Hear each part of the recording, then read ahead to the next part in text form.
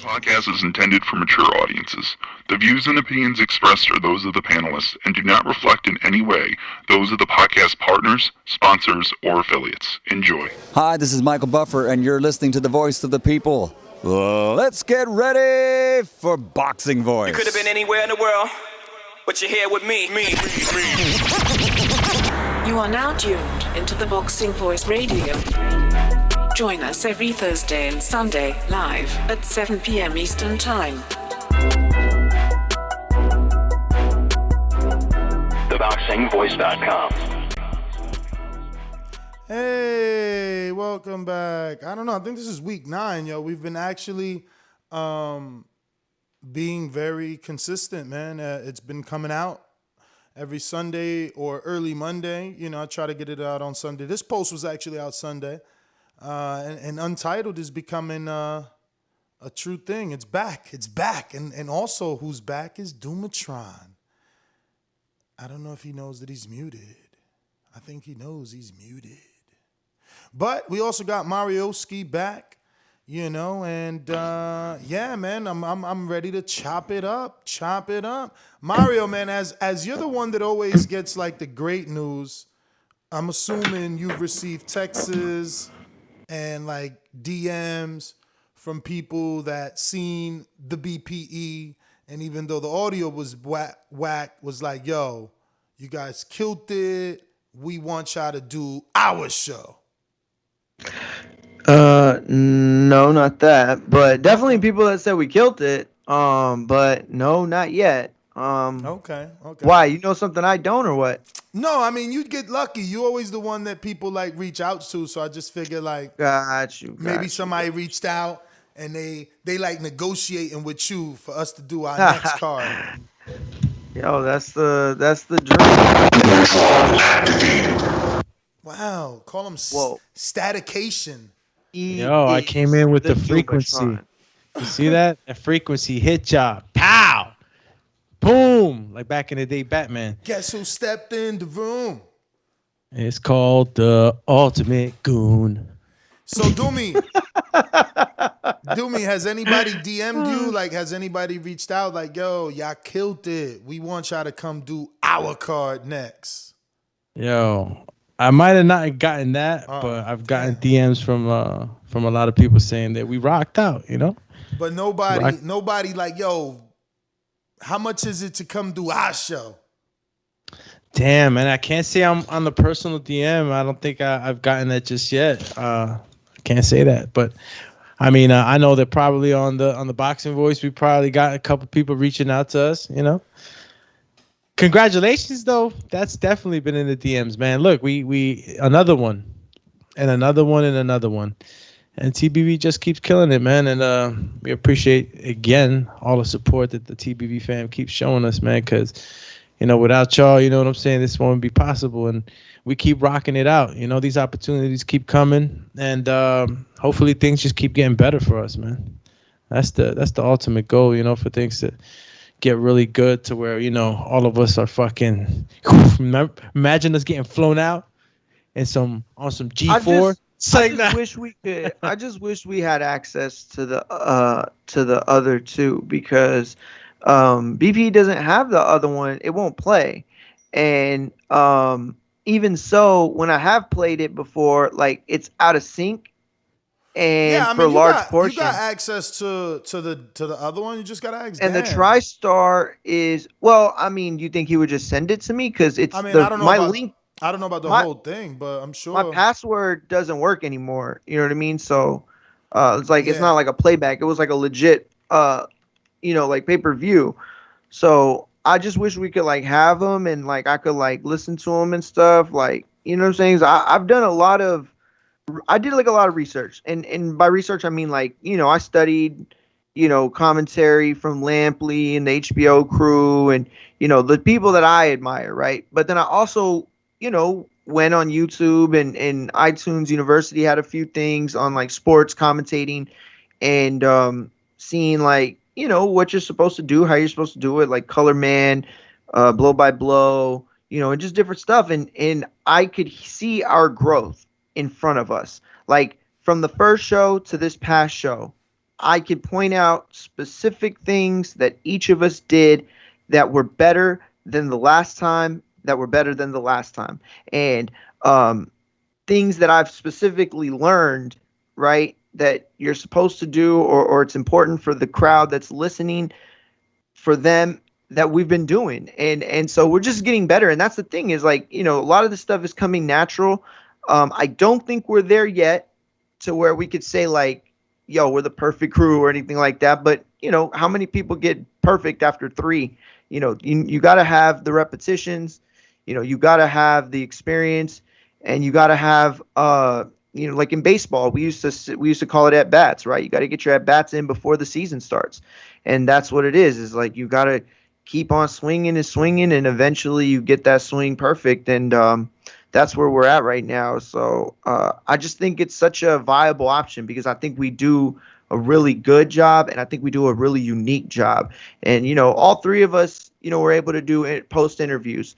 All 3 of us were able to play certain roles. So it's like, it's definitely a team. That's what it feels like. I think that there are other dudes that could probably do the job, and get good at it. But I don't think that anybody has the chemistry that we have, because of that experience that we have together. You know what I mean? Like, that's playing out that's what I'm being told, from my family, and from family that doesn't even know, like, Doomy or Ness, like, that don't watch the show, that caught it, for the first time, us on the telecast, and like, yo, man, y'all are really good together. Like, who are those guys? Like, those your friends? Like, how did you know? Like, you know what I mean? So there's definitely something they can tell. Yeah, for sure. That's dope. And again, bro, like, we keep building the chemistry. You know what I'm saying? It's really a lot of fun for us. When we're out there, commentating. It's sort of like, we're on the podcast, but we got a live event in front of us. You know what I'm saying? Yes. And of course, we reserve a little bit on the craziness that we normally would be okay with, I guess. On like a live show. Yeah. But all good, man. Yeah. What did you guys, I'm getting that feedback. You hear that echo? Yeah. Call him Feeder. My niece, she said, Uncle Mal, so y'all do the podcast, and you said that a podcast is kind of like a radio show. I was like, yeah, but they're different. It's like, oh, but when y'all commentate, that's like the way that they do it on ESPN. I was like, yeah. And she goes, well, Uncle Mal, where's your commentating voice? And I'm like, wait, what? She goes, yeah, I mean, you're supposed to sound like this. And then a left from Frazier, and Joe goes down. And will he get back up? I don't know, but we'll find out. Like, that kind of shit. You know what I'm saying? Mm-hmm. And I started laughing. I was like, damn, because I've shown her, like, we watched Ali together. You know what I mean? Like, I've shown her the movie on TNT or something. And, I've shown her a lot of old school boxing stuff. So it was funny that she picked up on that. But then it was like, it got me thinking, like, oh shit, like, it's weird to think like you got to have a radio voice, or not a radio voice, but like a on-air voice. And like, you know what I'm saying? Gotta have like almost like a switch of character type of yes, like a sing-songy type of thing. Like, and you don't have to be all crazy about it or anything, like I like Joe. It is a difference, right? It's like a definitely there is a difference. Yes, thank you. That's exactly the way to put it. Like, it's like Joe. Joe talks. He calls on the show, but when he's on the mic, it's like he's doing his thing. It's natural though. It doesn't sound like he's trying to. Like he becomes that character. Yes. What's that announcer that he tries to encompass Info that role. Joe. Joe becomes Info Joe. You get what I'm saying? Info Wars. What was that guy's name? What's up with Ness? What you got in that Elski, champ? Man, I don't. What is the name of this? We'll have to look. It's a what the fuck? It's called Gelato. I would have to look to see what they told me it was. I mean, look, it gets the job done. He said it's a really Bativa. I know what that means with Ness. I just sent the message to Matt to see, if there's any way for you to access the footage or who has the rights to the footage to see if they want to be. I want to see if they want to be smart, and let us upload it. Let us upload it. You know, get your TriStar promotions out there. Or exactly, yeah, because I do have some of Saturday's show, and I was hoping to use it to be able to create like a reel. My cousin, he can put that together and make it a little flashy. Some sound effect type stuff. Yes. Yeah, I mean, look, God, it is what it is. We need it. Like that's how you that's how you make a reel. Like, well, we're not recording the whole show. No, not at all. And we're not. And I'm not using it to sell or and we're not recording upload or distribute. Exactly. We're not recording for upload. We're recording for promotional uses only. So yeah, I'm sure no one has a problem. Cool. Yeah, I just didn't want to problem. Definitely says at the beginning, do not record. No, I'm playing. Well, actually it does. So yeah, no, I think we should get that, and I think that's where those DMs are going to come from. Being able to send people the reel. Like I plan on just sending it to every single person and email that I have, and somebody hits us back. Cool. Like I didn't know a friend of mine that I've had that was in PR for years.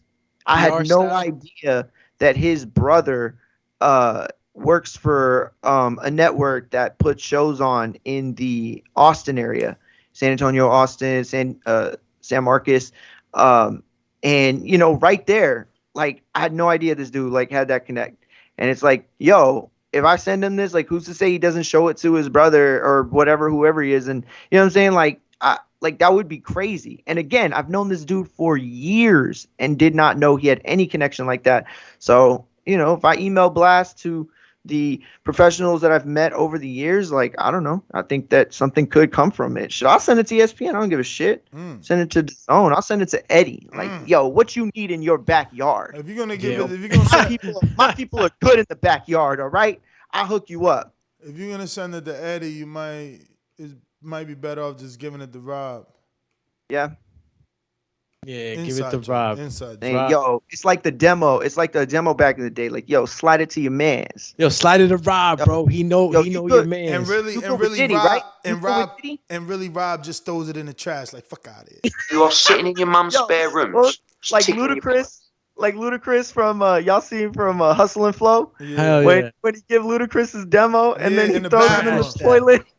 Then he throw it in the urinal and pissed on that shit. Yeah, fucking threw up and pissed on that shit. Yeah, and then he beat the shit out of Ludacris. Ludacris takes one of the worst rapper beatings in the history. What was his name? What was his name in that movie? He had like a weird ass rapper name. Oh, what? I'm gonna look it up. Yeah, funny. It was like the most generic fucking name. Although I shouldn't talk when my name was Big Mao.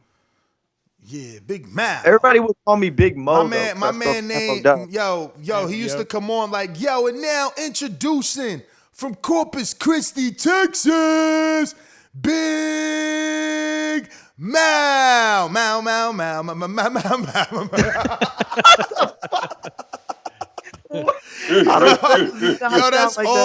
That's all I can think of when you hear Mal. Like Mal. Yo, that was like a surfer song, but this was, how rappers have their rap tags? Like Nes could probably tell us Jay-Z's or whatever. This was one of my rap tags. Because I spelt it Big Mouth M-O-W, right? And people would always say that's Big Mo, like mow the lawn. Yeah, and I say, nah, I spell it M-O-W because of the way I cut up a track. You feel me? So I would put that in the thing like, yo, I got the girls in the back. I spell it M-O-W because the way I cut up a track. You know what I'm saying? Like, I would spit it like that. That was always like my tag or whatever. Woo! His name was Skinny Black. Feel me? Skinny Black. His name was Skinny Black. Skinny Black. Now, Young Thug got his name. Ludacris' name, man. Young Thug stole that. He said, "You Skinny Black, I'm Young Thug." I have no. What movie is that? I thought I knew what movie I was talking. Hustle and Flow. You ain't never That's seen with that? 50, right? That's with 50 in it, right? No, that's 50. Nah, Terrence Howard, man. Come on, Terrence man. Howard, yeah, but that's Give Richard Day Trying. That's what you're thinking of. Oh yeah, Give Richard Day Trying with the same actor. Okay, my bad. Yo, wasn't a song called like "Smack That Bitch"? Smack that. Yeah, no. Whoop that trick. Yeah, whoop that trick. My man had a single. Whoop that. Yo, that was kind of a fly song. Yo, I'm gonna have to check out Hustle and Flow, champ. Bro, I can't believe you can't believe you never seen Hustle and Flow. You tripping, right? I never saw it. Yo. With the Fisher Price keyboard, you never seen a Fisher Price keyboard studio.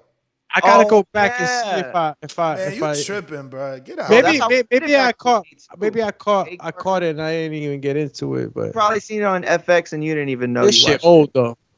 Yeah, it's 2007 or 6. Yeah, all right. Like that. I was in high school, bro. And so I was still in my days of dropping mixtapes. Yo, this shit came out. I was like so inspired. Wait, so you was on the block in Corpus Christi with a stack of CDs. Bro, I went to the flea market and giving them out every Saturday and Sunday. Nah, I sold them hoes. Every Saturday and Sunday, we stood in the hot ass Texas heat in June and July because we were in summer, school going on, so we were off. And we sold tapes there. Yo, this was the line. Yo, you jam screw or what? Because all of our shit was screwed up back in the day, right? Because it was like that was like the big movement. So it wasn't like, hey, so we'd be like, hey, you jam screw? And it would just lead into the whole topic, And when you're from Texas, jamming screw was like a rite of passage. It was like that was like something that it was like checking your Texas card. So you couldn't say no, right? So we would say you jam screw. If you said no, you were like a bitch. But then you would say yes, and it's like, well, then buy my fucking tape for $5. Like, you know what I mean? So we'd hit them. Aggressive marketing plan there. Yeah, it was. Yo, it was. You need to cop this CD though. Yeah, yo, man. Listen, my man. You about to buy this or get screwed? About to screw you out of $5 with this shitty ass recording. Yo, we would just rap over other people's beats. You know what I'm saying? But I would make my own choruses, man, what was that one? I don't really care about y'all, cause y'all ain't doing nothing. Dun, dun, dun. What was that? That was that Drake track, right? So I would spit it back I don't really, cause you ain't got nothing at all. Nothing was done for me. So mine was I don't give a fuck about y'all, cause y'all ain't doing. Oh man, I forgot what mine was. You gotta get his medley first, probably. You need his medley first to remember, cause it's based off. Yeah, well, that was when we got I never. Yeah, it was when we got autotune for the first time. We finally had autotune in 2006. That's T-Pain, right? when T-Pain hit it off. But see, we didn't use it that way. Like the way rappers used it now, and the way all we did was fine tune it to make it sound like I could sing. So like my tape that I have, I did the choruses and sung them on a lot of the tracks, and it came out really good not because I'm a good singer, but because we had a great producer. He would stack them. I'd do the highs and lows. Mm-hmm. Yo, but it would be weird though. I was like, I ain't doing nothing. And they were, I ain't doing nothing. But they were stacking. It would sound dope. Yo, when does Michael Hunter fight? He got a publicist, yo. My man's mad aggressive. But that's how he need to be, because I got busy. Oh, shit. Is he listening to the show? I just said when Michael Hunter fight, they sent me a text with the flyer. No, they didn't. Yeah. Oh, shit. I swear. I think we find out who Jared Lloyd is. No, I'm playing. Yo, shout out to King Amin in August the 3rd. building. Oh, shit, that's tomorrow. Damn, there's not even time to interview him. There's no time to interview him. We would have to literally go live tonight. Yeah, it's tomorrow. Yeah. Damn. On Triller? Yeah. How many of y'all gonna buy that? It's free. It's free on Fight TV, so you ain't gotta buy it. Free boxing for all. It's free on Fight TV, you're sure? Free, I guess that's what email I got. I mean, okay. What's that? The Triller, the Michael Hunter? Michael Hunters. Michael the Bounty Hunter, huh? He collected that bounty. Mike Wilson. He collected that 4-fight deal bounty right now with Triller. For real. I must collect. They calling him the collector right now. And bro, he the predator. He need 4 skulls. I mean, what up though? Not much, man. Y'all might see the sheetrock featured in the background, man. You got it blurred out. You got it blurred. We can't see. Oh, yeah, good. Yeah. Nah, you straight, yo. Yo, I ain't even get to tell y'all. He don't want y'all to see the feedback work. This is St. Pete. This is St. Pete Boxing Club shirt. It says new generation. New generation right there, and then it says Oh, that's dope. St. Pete Boxing Club. Wow, that's dope. Yeah. You know what I'm saying? That's Dan Birmingham. That's what's the training. Where am I? Who wasn't training? I You wasn't sparred. training at I St. sparred. Pete's? I sparred, little nigga. What you say? Oh, you was sparring out there? Of course not. Champion? Of course not. Yo, is that Dan Birmingham's gym? Yeah. Birmingham gym? Yeah. Okay. Yo, you know your cousin was down here, but we ain't meet up. I think he left already. He was down here with the fams. Oh snap! Yeah. Vacay. Mm-hmm. Vacay. Yo, he was taking or are you talking about Elias? Elias? Yeah, he was taking them headshot modeling pictures. Yeah. Yo, you look fly though. Yo, you see, Steve said it's on Fight TV. Told y'all, free, dog. Yeah. Oh, that's what's up. Right. So Triller, it's got to be free on Triller TV. There's no way they're doing a pay-per-view themselves. Like, you could get it for free. Yeah, no, I mean, if it's free on Fight, it's probably free on Triller. Triller. It says Triller TV, not pay-per-view. But they bought Fight TV. Shout out to Peter Khan, man. You know, it ain't work out. It ain't work out yet with the Tio fight and you know, shaking up the industry, but I think they still made the boom by winning.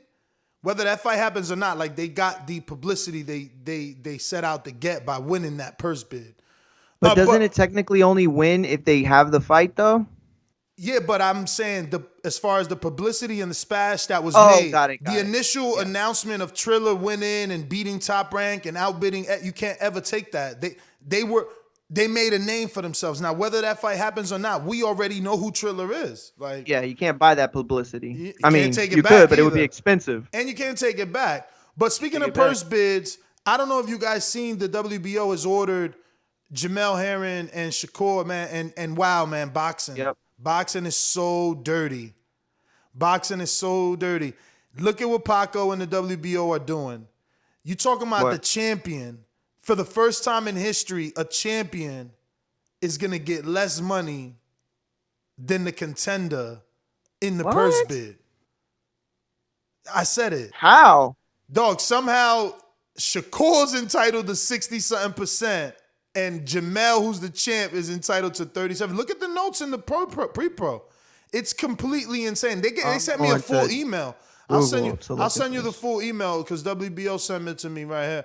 And then it's got links to the actual articles that they wrote. Please send that to me, please. Mm-hmm. It's crazy. But in the pre-pro, you get the gist. All the tweets are there. And I'm going to it right now. It's crazy, bro. And even Jamel is like, this is what they do when they want you out of boxing. And it's like, they don't want you out of boxing. They just don't want you with that belt. Yeah, but who's the they, though? Who's the they? You know what I'm saying? Because this is an in-house fight, right? So if Shakur is getting 60, how is an in-house fight going to a purse bid in the first place? Because he ain't the A side, so Bob ain't gonna pay what they think is worth. Like, first of all, you right. I don't know how two dudes on the same company is going to purse bid. So now what? It's gonna be the managers? Like, who's making the offer? That's crazy. Who's making the offer is all I want to know. Why is it going to purse bid, and who's making the bid, Mario? Help me. I'm really lost right now. Like, Bob promotes both these men. Is James Priss supposed to just come in and win the purse bid? Then what? Turn around and give the rights to Bob to still promote it? Like, this is the weirdest shit I've ever seen in my life. I mean, and it's like, what do you do if you're Herring? Like, you give up the belt? You already see what he's doing. He's defeated. He's defeated. He's talking, like hurt on Instagram, and he's defeated. He should feel hurt. Of course. Yeah, and these fans ain't shit, out on Twitter. They've been attacking him since the fight was announced. Shakur gonna light you up. Hey, be ready, Marine, because you about to take the worst firepower you ever have. Like, I went at somebody that said that shit. I went at him in his DMs. I said, fuck you. Straight up. I said, fuck you. Yo, this is a good fight, though, for Shakur to be, I don't want to say upset, but I mean to be disappointed, because when see the difference between, I think, Herring coming in there as a grown man facing adversity, like, yo, they want me out, but I ain't going nowhere. I got people to feed. He coming in there like an adult, no disrespect to Shakur versus Shakur. He's clearly getting the star treatment, and sometimes when your head is that far up in the clouds, your feet don't touch the ground. If I'm speculating, if Jay Prince came in there on his behalf, this is under the same umbrella. But Jay Prince come in, hey, what's up, Jamel? How you doing? Oh yeah, I'm with Shakur today. He make the bid on Shakur's behalf today. You know what I'm saying? Like, yeah, I think that motivates him, and he ain't gonna let Shakur touch him up. You know what I'm saying? That's gonna be a fight between two grown men. You know what I'm saying? Getting it on, and Shakur will have to show us another gear. No more pretty boxing, touchy. You can't do that. Not against somebody that is going to be trying to fight extinction in a way. You know what I'm saying? Herring is not having that. I'll be willing to bet that Herring takes more rounds from Shakur than anybody that he's faced thus far. I just wonder, what is this? Like, are we going to see for the first time two managers bid? Like, is MTK Global, who represents Herring, are they advising him to go to purse bid against his promoter, Bob Arum? Like, is James Priss? Like, how are we going to purse bid with one promoter? He stayed home. Todd went through. You know what I'm saying? I don't know, man. This don't make any... I mean, this just shows the people how fucked up that company is on the inside. Like, you telling me we got two fighters on the same side, we can't sit in the room and somehow work this out? We gonna let this get out into the media? We gonna let the world see that we doing Jamel dirty? That somehow, some way, the percentage flipped? How did it flip? Because I know Crawford ain't about to get no 37% versus fucking Porter. Fuck no. What the hell is going on? Go ahead, Mara. No, I was just going to say, and on top of that, like, you give the very remote chance that somebody comes in and steals it. Like, is it likely? No, but you never know. Bro, there goes everything about, Jamel and Shakur's going to happen in Atlanta. You can't even get them to agree to fight each other in your own top-rank office. All of a sudden, they're going to fight in Atlanta, a city that you never even promoted in?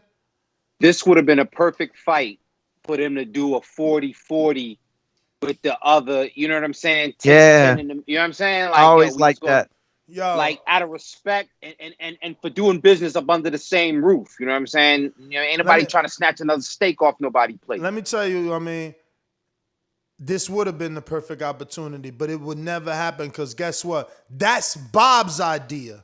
So you telling me finally, when you can use your own idea instead of trying to enforce another entity's fighter to take 40%, now you could tell both your fighters take 40 and that 20 in the air for the winner. He always want to do that with other people's fighters from across the street. Mario frozen. Oh, no, I seen his eyeballs move. Nah, I was reading the questions for Patreon. I just wanted to get a hold of them just to see what I think. So but what advantage does Jamal have in this one? Jamal, in terms of what you talking about, like negotiation advantage or fighting?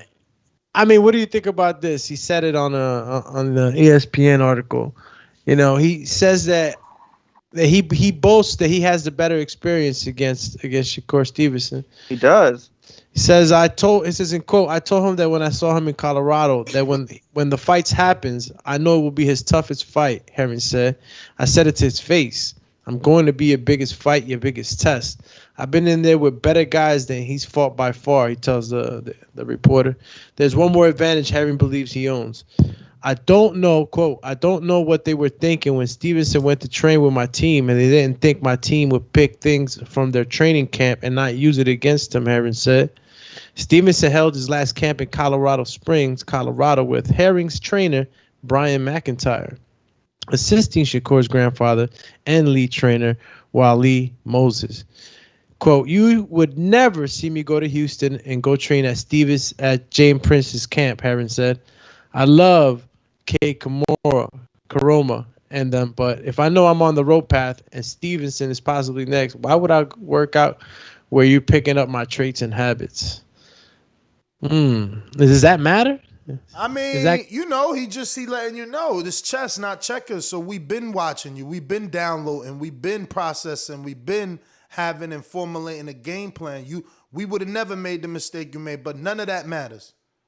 He needs that to go into this fight to have a mental advantage. None of that matters when them punches fly. Yeah, I agree with that, man. I think what he's counting on is his experience, which he can count on some of that. But you know, thinking, you know, you got some footage, some old footage of what somebody did a year ago, a month ago, a week ago.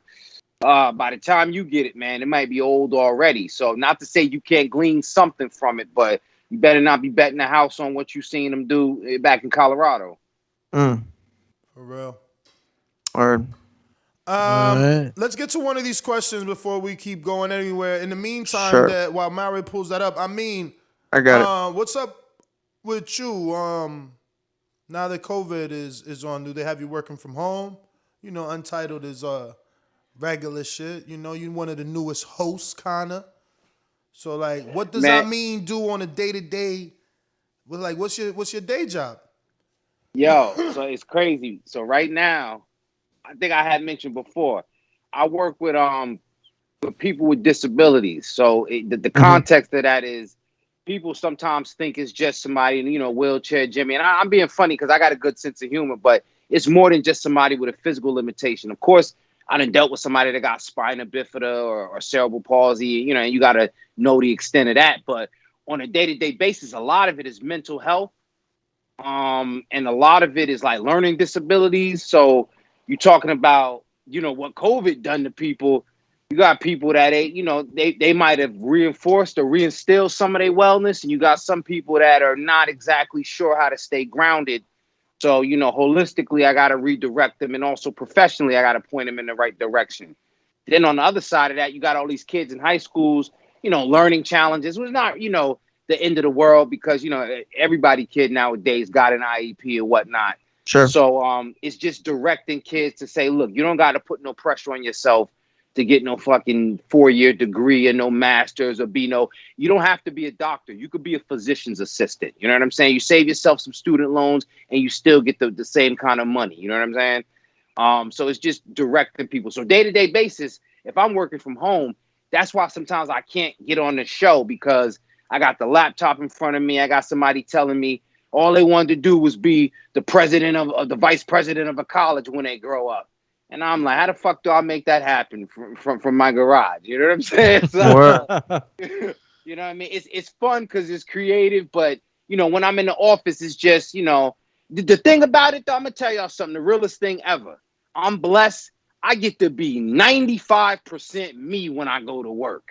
That's what's like up. The same guy. That's why I can also call and be on the show from work because all I got to do is step in the room and they're going to say, oh, he's in there just talking loud again. All he does is talk. So, you know, on the, like, you know, the remote shit, they just switched up my schedule. We don't know what's going to happen in Jersey. They said, you know, these numbers are kind of going in the opposite direction. So I'm hoping, you know, I'm also a shop steward in the union. So I'm hoping we just, you know, kind of get in the way. I'd rather work remote so I can fuck with the show and stay fit. I'm getting lean and svelte nowadays, man. So this remote shit's working wonders for me. I'm home cooking sea moss, man. So I'm living the dream. However, if they bring me back to the office, man, they're going to have me in there like a fucking mouse in a maze 5 days a week, pushing papers with a collar on, looking like Jimmy Jerkoff. So, Jimmy Jerkoff. Yo, so let's talk about COVID, man, and this alleged. Isn't that one of the questions, Mario? The alleged. Do we believe the alleged new strain and you know, whatever? I think it's Maldonado, right? Yeah, it's Maldonado. I'll read the first one. Maldonado. Why the way you said it sounds all mafioso and shit. Yo, it's Maldonado. because I'm talking to Maldonado. Hey, David Maldonado says, do you believe this Delta is real or fake? Plus, word is it's the vaccinated that's spreading the Delta. Sounds like they gave it on purpose to start another. So Mario gave it to us. This is what he's saying. Mario, you gave it to us? Shit, Mario. Mario's one of the first to get vaccinated up. You giving it to us, Mario? Say word. I don't even know. Mario, where you stand on this? You know, I know you're the Republican of the panel. Where you? Oh, actually, do me too. I'm not a Republican. I'm from Texas, but I'm definitely not a Republican.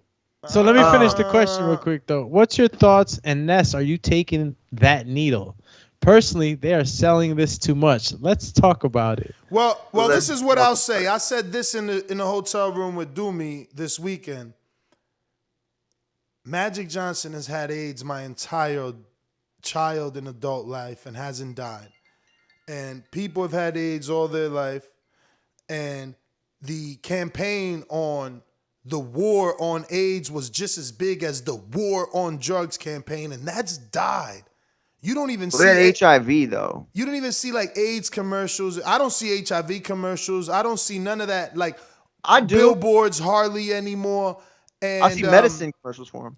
And this is what I'll say, that, Mario. You see now, not to cut you off, Ness. They got the HIV commercials, but you know what? Now it's like a vitamin. It's like a mega multivitamin where they basically tell you, hey man, this is how you live every day. Like I get up, I'm an artist. I can't believe Ness hasn't seen that. I'm doing this, I'm doing that, and those commercials are fucking hilarious. They always have the same type of thing on there. Like, oh, they're at the park throwing a frisbee. Exactly. Have you never seen them? I'm not saying that I never seen it, Mario. I'm saying it isn't as dominant or prominent as, let's say, when it first came out. You know, Sure. So all I'm saying is, all that time people been dying. Because there's no cure for it. All that time people been suffering, and they ain't never gave shit out for free. But you want me to rush and take this vaccine. The first time they giving something for free, I'm just gonna go get it. I mean, don't that make no sense? Isn't there more important shit they could give us for free in terms of health? Like, shouldn't we have received, like he said, free vitamins to slow this motherfucking HIV drivers down, or some free cancer pills or something? Nope. But the difference is the pandemic can be spread through, touch. It can be spread through that. Like, you had to fuck to get AIDS, or actually you had a blood it was a bodily fluid exchange, right? So, that was the difference. And the numbers of people, it was skyrocketing. You know what I'm saying? That's why they had so quick to the vaccine. But I get why people are hesitant. You know what I mean? Like, they rolled it out very fast, but, it was to slow the pandemic down. At the end of the day, whether, I haven't heard anything about the people vaccinated spreading Delta or being the dominant. All I know is that it's still, vaccinated are still in the majority of not have, like, the people that have gotten most sick are the unvaccinated. So, Mario, in Jersey, and because that's mostly Jersey, people. In Jersey, you got like what is it? Out of 100 of the 192 new cases, I think 90 of them were people vaccinated, and 49 of the deaths, again, were obviously people that were vaccinated. So, so that's like half. It's kind of, and so from what I understand, my wife is in the medical field. She said that when you got the vaccination, it allows it to sit in your nasal passage in your mouth, and you spread it, but you don't get fucked up because it doesn't go down to the digestive area. So it just, you can pass it, but you can't get it. So you're kind of, which is worse. That's fucking worse. So again, it really is Mario. Yeah, but I'm the one not getting sick though. But so you're that's what I'm spreading saying. it. If everybody got vaccinated, everybody would have that, you know what I'm saying? Like, be in that same situation. Like, the vaccination is not going to work for everybody. No vaccinations work for everybody. You know what I'm saying? Like, this is a deterrent to keep it from spreading as bad as it's gotten. And it's getting worse. There have been reports daily that they're going to shut shit down again, or they're going to make the vaccination permanent. You know what I mean? Let me ask, because I'm the one that doesn't follow politics. Is this, or has it gotten worse or as bad than as the what? flu? Has it passed death count on flu? But like in what, like a year or like? Total, right? Like, we know how many people have died from the flu in this world. And, where are we at with COVID? The alleged new, big, scary. Because that's all I'm saying. COVID's definitely killed more people in a span of a year. Definitely. But the flu's been around, how much longer? Variants of the flu. Yeah, you know what I'm saying? Like, but what I'm saying is, okay, so when the flu first came out, there has to be a record on deaths. Yeah, I'm pulling it up now. That's what I'm talking about. This is what I'm talking about. Dumatron activated. I got the demographic trends of COVID-19 cases and deaths in the U.S. reported by the CDC. Now, if you take a look at what's been reported so far, according to ethnicity too, they have it according to ethnicity. Blacks and brown. Yes, Hispanic, Latino, American, Indian. So people of color, really. Yeah, and it's crazy. Yeah.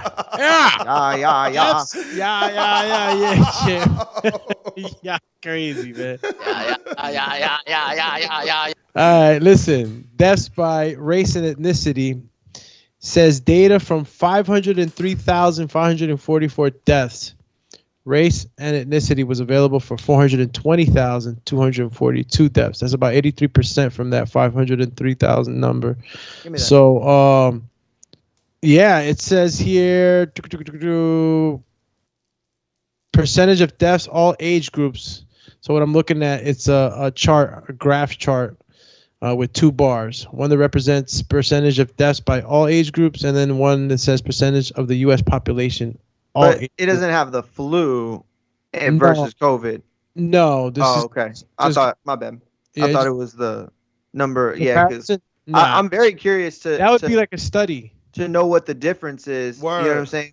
But at the end of the day, look, it doesn't matter. Like we wouldn't even need vaccination if everybody wore a mask and everybody washed their hands. But that's not going to happen. You know what I'm saying? So that's why the vaccine, is available. That's why they're trying to push it. And we might even need a booster. Like nobody knows how long this shit's gonna even go on. Like we could need shots for the rest of our life. It all started in China for jobs. Wuhan, in the Wuhan lab. No, I mean even before the COVID virus came into play, there was other flus and other diseases that were in China that everybody was wearing masks. Yeah, but Chinese people always because they're so masks, condensed. Man. Yeah, they're so condensed. That's why they would do it. Is because it was a population that's so condensed that they were closer to everybody, and there's more people circulating throughout the day. Like so, when you go and you touch a payphone in New York, right, and 100 people have touched it, there's spots in China where 40,000 people touched it in that same amount of, you know what I'm saying? But I just want to know where in New York or in China there's a payphone. Yeah. Dun, I was about to say, that shit. Word is on. You're shit, dog. You're a hater for that. Yo, you know where there's a payphone? You know where there's a payphone? I seen one payphone the other day, and in London. You lying? What? London? No, it was still up. Yeah. It's a payphone on Stuyvesant and Chancellor Avenue in Irvington, New Jersey. That shit don't work. That shit don't work. Hell no. It do work. It do work. I bet that shit. Just the aluminum coil just hanging there. That shit don't work. I know a habitual cheater that go there to use that payphone. Trust me, that shit works. Bro, I can't. Honestly, I still don't believe him. He still got the beeper too? That's how ancient. That's how ancient payphones is. I'm nah. I think I means just doing it for TV. He's being entertaining. I'm gonna take a picture of him and put it in pre-pro. Call him from it. I'm going by there tomorrow. Yo, Ness, what up? I told you. You have a collect call from. I'm on Stuyvesant, motherfucker. Pick up. I told you, bitch.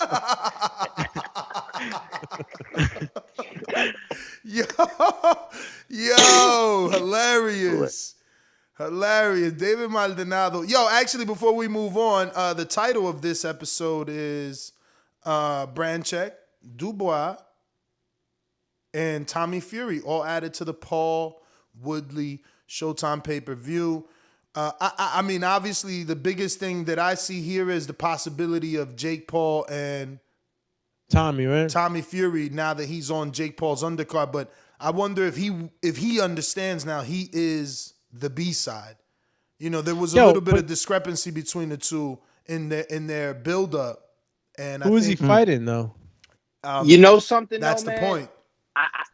I think depending on how the Fury Wilder fight turns out, will kind of add. He'll still be the B-side, but he'll be a little bit of a B+ if Fury wins, because then it's that residual. At least I think. You know what I'm saying? He's still going to be Brandy's brother. He's still going to be Ray J, but he's going to be able to put a song out. Wait, y'all didn't see that Tommy Fury signed a 2-fight deal with Showtime that's dependent on both him and Jake winning and then fighting next. Okay. Oh, I didn't know that one. See, that makes sense because that was always that's crazy. Now, am I getting a cut? Nah, I don't think I made that fight, man. I know I pushed that fight, but you definitely pushed it. I don't know that I made it. Nah, they were trolling each other. Remember? They've been planning this. It looks like it was being planned. But we real quick before during that interview, big time. Before we move on though, so did we answer Maldonado's question? Do we believe Delta is real or fake? I mean, listen. I still have I have my reservations about all this shit still, man. What? Yeah, I mean, look, not about not about that, but not about the fact that you could die, but the ultimate reason for it. What do you mean? Like, even though the deaths have been real, and and people have gotten sick, and people have lost their loved ones, and all that has happened, I feel like there's still like a shadow agenda. Why this came to be? I'm very mistrusting. Control? Yeah, I'm very mistrusting in these days of governments. And listen, put too much power and concentrated in anything, it could become dangerous. So it's like everything's always happening and beginning in the East, in China. It's like they're the first test dummies. Yeah, but I don't know the most respectful way. But you know how media works now that you're like in the boxing world, so. It's very easy to make something look like it's coming from somewhere. Yeah, no, but I mean, like it started the whole mask thing. It was before COVID. It's been Yeah, out there. Chinese people always wore masks. Shit, they wore masks in Atlantic City when they go to the casinos in Vegas. Like that's Mario that's pointed their out tradition. A reason for it. He said that it's because it's heavily populated and you're more liable to, come in contact with germs and stuff like that.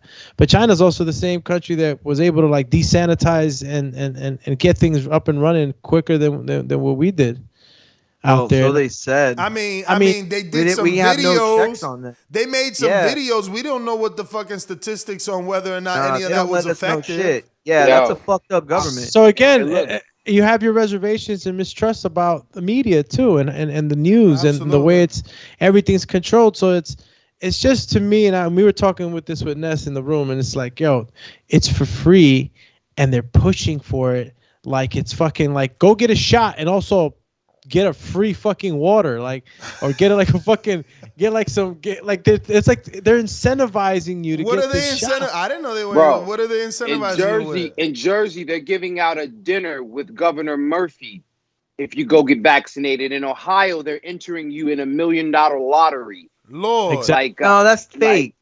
Is it? What? Not is that real? Bro. The lottery? Yeah, what? I heard about the thing in Jersey, but what? Are you serious? serious? Yo, fellas. Oh, I gotta check that out. I didn't know that was real. Hold on. Just those two things right there. That's like huge conspiracy red flags for me.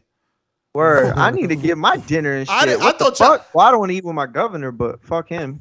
But this is Mario versus Mario wants to go have dinner instead of asking himself, why are they offering dinner? I already got it. Shit, I'll get my dinner. Like, I fucked up. If I fucked up, then I fucked up. At least I'm getting a steak.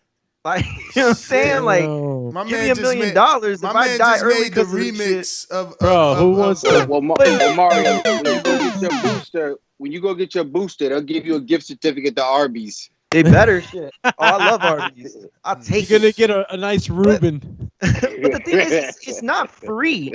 The government is paying for it. The reason why the government is paying for it is because this is the way that we get the economy back. In their minds, they're saying to themselves, if we get everybody vaccinated, then we get everybody back out to work. We get everybody back out making money, spending. This is about rolling. Listen, they'll never get the ball rolling, Mario. They'll never get the ball rolling again until they stop this ridiculous boost of unemployment. There's so many people that don't want to work because they're receiving free money.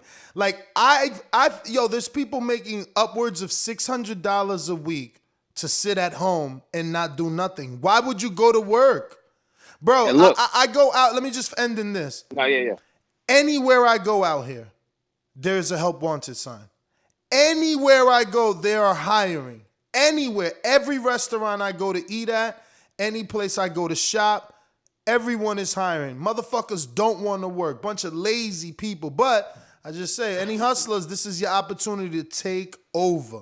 It's hard. It's hard to find employees right now. It's really hard. And let me add to that. And it's more for small business. Let me just say this right quick. My job is under the Department of Labor. Funny you should say that. We're trying to find people jobs.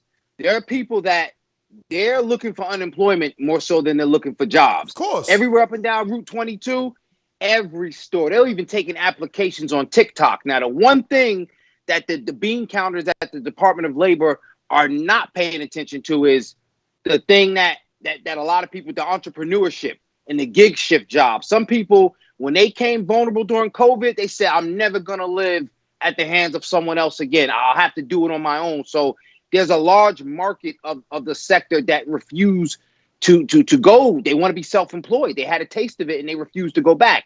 And then, like I said, so things won't get sorted out with the labor market until they pull unemployment. They got to pull unemployment. They'll see who's really, you know what I'm saying? I don't think they should. There's no way they could do that, though. I don't think they should do like a warning too. It should just be like immediate. That's it. It's over. Bruh, if they did that, that would send our economy crashing faster than anything. No, it won't. They're paying $17 an hour to work at McDonald's on the overnight shift. Yep. But I mean, they paying $12 an hour to work at fucking Waffle House.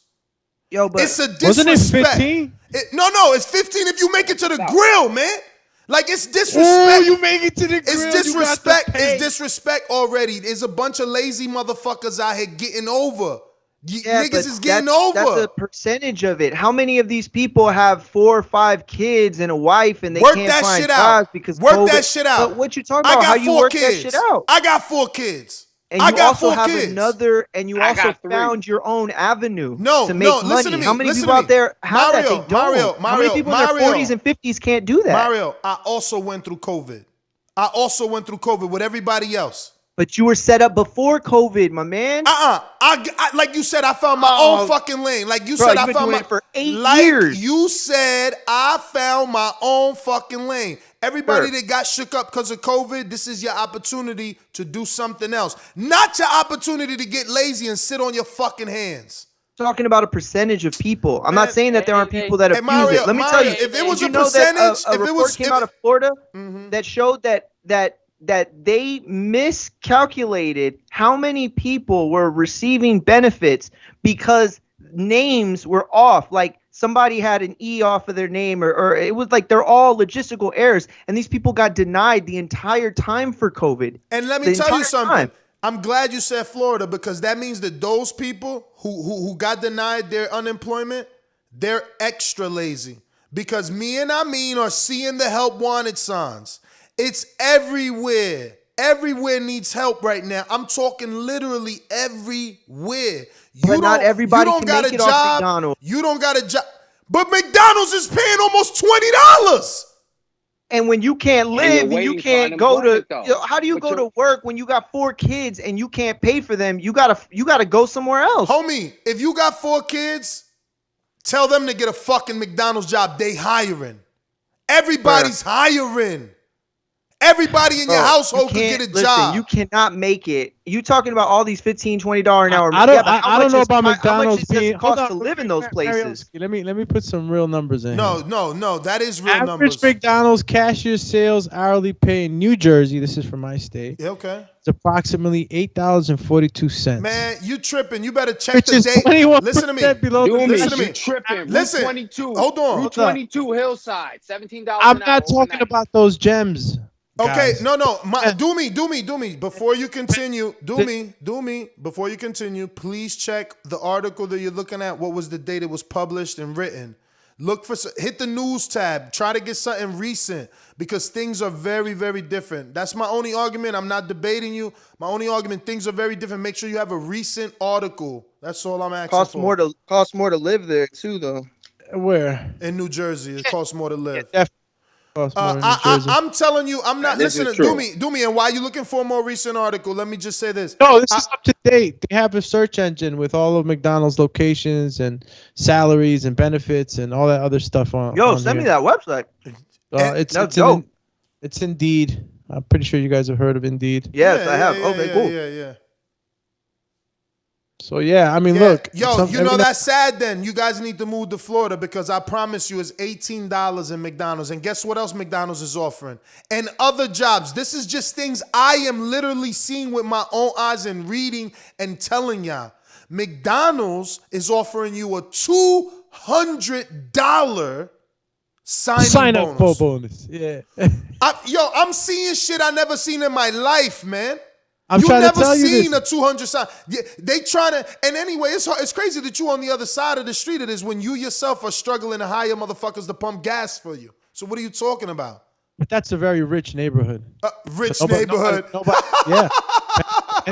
Pennington's a very rich neighborhood. But you're not talking about it. Don't matter if it's rich or not. Someone got to pump the gas. Bro, you talking about attorneys that lost their job. You're talking about architects that lost their jobs, engineers, welders. You're talking about an entire class of people that were making six figures that can't make it on a McDonald's salad. That's what I'm trying to tell you. Yes, there are a lot of people. You got to adjust. No, that's easy to say that, but it's a lot harder when you got a family. See, this is why I called him a Republican. This is true what Mary said. It's harder to adjust when you have a family. This is why I call him a Republican. You see, because liberal shit. Inner city dude to get another job because he can't work where he wanted to work anymore. That's normal shit for me. As light work. That's normal shit for me. Asking me to work at McDonald's, asking me to work at fast food McDonald's. I did that. See, it's a lot of niggas out here that's too big for shit. You too good for shit. You can't do shit. And that's why you sitting on your fucking hands collecting unemployment like a bum. Why was that man too good to fly planes through the friendly sky? You know what that is, right? You know what I'm saying? Loaded luck. I can't do that, man. I can't. Listen, I'm going to move. When you start Calico, y'all remember that? I'm going to move for my family. I'm not just going to sit on my head. Nigga, I went to jail for my family. I'm not going to work at McDonald's for my family. How backward is that? How backwards is that? I can't work at McDonald's because I'm beneath that. That's beneath me, but I could sell drugs and crack. Man, you're stupid. No gangster. I could go rob dudes on the corner, but I can't work in IHOP. There's nothing wrong with working at McDonald's. Of course, there's nothing wrong. What there is that, as you know and you experienced, and if you didn't, I know I did. When you're young and you're being influenced by so much social pressures, and they're like, yeah, he work at McDonald's. Some people can fold to those pressures, you know. Some people can steer away from a job at McDonald's, and they might not know that McDonald's couldn't even fucking pay for your college. You know, there's certain things that you can look into. Lack of education, bro. Lack of education. Into these big companies. Yeah, they can. It's a lack of my people are led astray for the lack of knowledge, you know, and you know, I'm not saying that working at McDonald's is how do you say something that I wouldn't do. It's not demeaning, but no. if you guys are mentioning these McDonald's sites where they offer $15 and stuff like that, well, you know, there's how many of those are there, and in what states and things like that. So it's like. Man. Again, what Mario said makes a lot of sense. It's easier to adjust when you're an individual, and you don't have to worry about the family, because if you're able to just worry about yourself, it's just a lot easier. Bro, but listen to what y'all saying. Y'all not even thinking about argument, man. Y'all not even thinking about. No, listen, you're gonna adapt. But before y'all jump in, and let me just finish what the point I was trying to make. That if you have a family, you're gonna work a little. You can still adapt because there's plenty of families that are adapting. What I'm saying though is a little more difficult. You know, it hurts more. You know, it's not easier to maintain a $9 an hour salary for one person. I'm next. But y'all even listen to what I said though. We heard you. All you doing is regurgitating. But all you did is regurgitate. Like all you did is regurgitate. You just said your whole argument again in another way, trying to get pity votes. Listen, at the end of the day, it's not pity votes. It's just clarity. Listen, but it makes no sense. You're literally saying to you. Just say your point without trying to belittle my point. You spoke. It's my turn. Stop squashing my shit and just say your point. You literally said some dudes don't want to work at McDonald's because they got four kids or a family, and it's more than just an individual.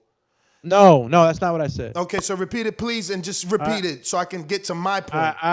My point is saying that is that people would rather up for another job than a McDonald's that pays $9. Obviously, they would want to get a higher paying job. Well, in your first statement, you didn't say none of this right here. Like all that, even higher paying job, even all that is new information. So that's not what you said. You said that A dude who has a family isn't an individual, so it's not easy. You said, guys who are just an individual, they could go work at McDonald's. A dude with a family can't just go work at McDonald's. A lower paying job, yes, okay. at McDonald's. And that is exactly where the hole is in the argument. See, because if you got a family, you don't not work because you ain't making the money you want. You go to work because you got a family. You worry about that other job, like my girl, right? She's going to work while still putting in resumes for other jobs, right? She's even getting paid more than she was getting paid in New Jersey, but she don't want to be at this new job she got. She don't like it. So she's applying for others. You don't stop working like, oh, man, I ain't getting paid what I deserve, man. Fuck it. We just going to sit on unemployment. No, you go to work and you keep trying, but you go to work because you got a family. You don't sit on your hands. But you understand what a budget is, right? A family budget. Yeah, I understand. So somebody who was making $80,000 and that paid for the light bill, the cars, the schooling, and then they lose that job and now they're making 25 to 30 grand a year. That doesn't add up. It doesn't work. They got to find some new place to live. They homeless. Listen, I have friends right now traveling in RVs and shit, literally trying to find somewhere to survive. And it's beyond 4 members of a household. Where I'm from, you take care of your grandma, your grandpa, you take care of your mom, your dad. You could be in your listen, my dad's almost 60 and he's still taking care of his parents. He's still taking care of his brothers and sisters and his nephews and nieces. You know what I'm saying? So for some people, it's just, it can't be done. They need unemployment that's based off of what they put into it, first of all, because that's the other part. You're acting like unemployment. It's like unemployment you put into unemployment. That's our money anyway. You don't want to give it back? Fuck that. They ain't giving you enough is what the problem is. And do some people cheat the system? Absolutely 100%. But that should not decay it for the rest of the people that have been putting in for 30, 40, 50 fucking years and then not receive their benefits. Ridiculous. So this lawyer that you're saying is now unemployed, which I highly doubt lawyers are No, he unemployed. wasn't a lawyer. He was a welder. But yes, lawyers have lost their practices. People's business have gone under 100%. This has affected everybody, brother. I don't think Mario has any lawyer on his telephone right now that he can call and will answer their phone. I can call 3 different lawyers right now on my cell phone on this show. They didn't lose their job. First of all, let's talk about COVID and losing 3 out of the 1,000. Let's talk about COVID and how an attorney would lose his job as an attorney. I think that's a waste of time. Exactly, because they don't lose their job. They're still working. Okay, but then let's go after the 4,000 different jobs that are currently registered under the tech. Like, you want to go through all of them? No, I want to talk about some of these alleged. Talk about salary instead. I want to talk about some of these alleged jobs that can no longer take place because of COVID. Because if you and I are flying to Atlanta to work, right? How can a dude not work who owns a business? If I'm flying around the world, I'm not regulated to not fly around the world. Why can't a dude who has a business reopen? I'm lost. Because businesses are open here in America, here in Florida, and I'm sure. But you understand, some people don't have that luxury. They lost their business, right? They lost it months ago, a year ago. So now, what's the plan, Mario? Let's put yourself. Someone got to be this person because. I know 3 of them. This is not a debate for me. This is just trying to understand how the man who allegedly lost his business, he no longer has it. Let's be clear on this hypothetical debate. He no longer has the business. Is he still trying to hold on? Is he applying for SBA loans? Because there was a lot offered. Me as a small business, I was approved for the SBA loan. I could have got the $10,000. I chose not to take none of that. I could have got the PPP loan or PPY loan for protection for my employees like you. I could have asked for that. I was approved.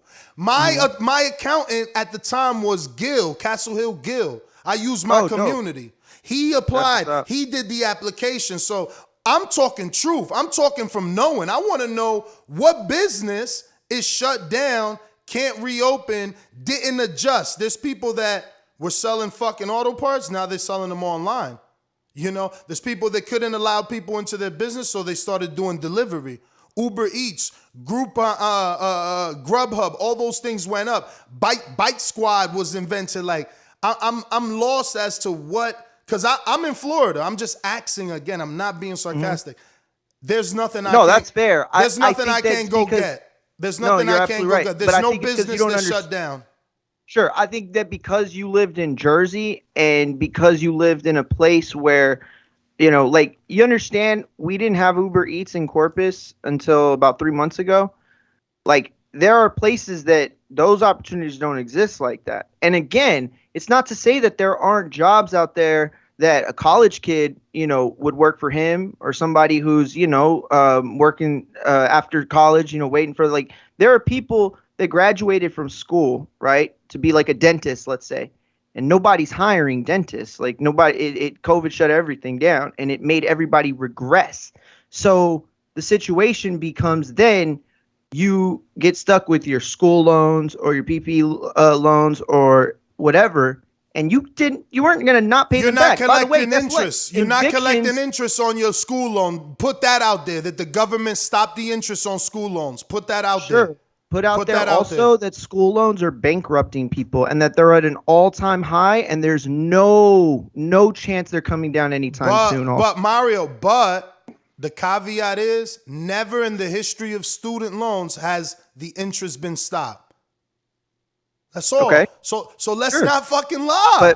But never in the history of college has it been so difficult for the mass majority of people in certain professions to even get jobs. You're talking about people where a layover was somewhere between 3 and 6 months, right? Let's say a dentist, it usually on average takes them 3 to 6 months to get hired. Mm-hmm. But you're extending that to 2 years for a person that had no other job. And then the restaurant closed down. They weren't getting money. Let me counter that one. And they're getting evicted. Let me just counter the dentist that you feel so sorry for because he went to school. That as an example. No, I know, but poor example, so I get to win.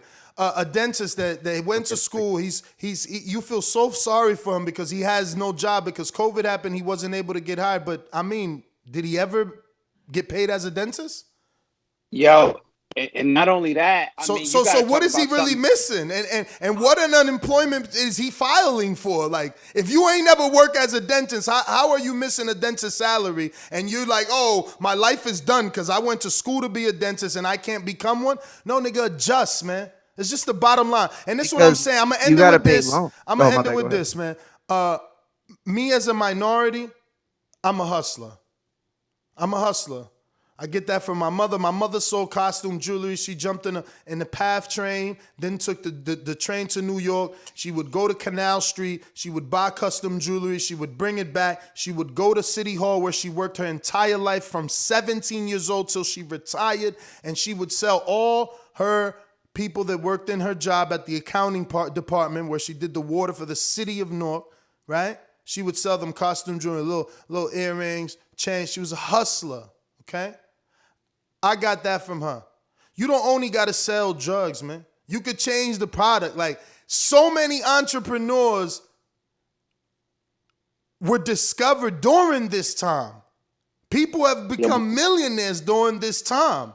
Like, I'm just saying. My wife started selling shirts, man. And listen. Look at Dollar DiBiase. And look, I gotta speak to one thing, man. Mario, I get your point. I just gotta go back to one thing. It just boiled down to like I'm not ignorant, but I tell people because I do this for a living. When they come to me and they say, "Yo, you know, it's a lot of questions." It's usually if the industry has not extinguished that job title, it's up to you to look at what's happening. Like, I give you, my uncle's a photographer.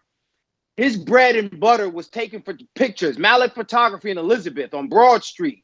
He did a lot of business, but you know what killed him 10 years ago? The iPhone. Instead of investing in the digital printers to do it himself, because the dark room was going out, yada, yada.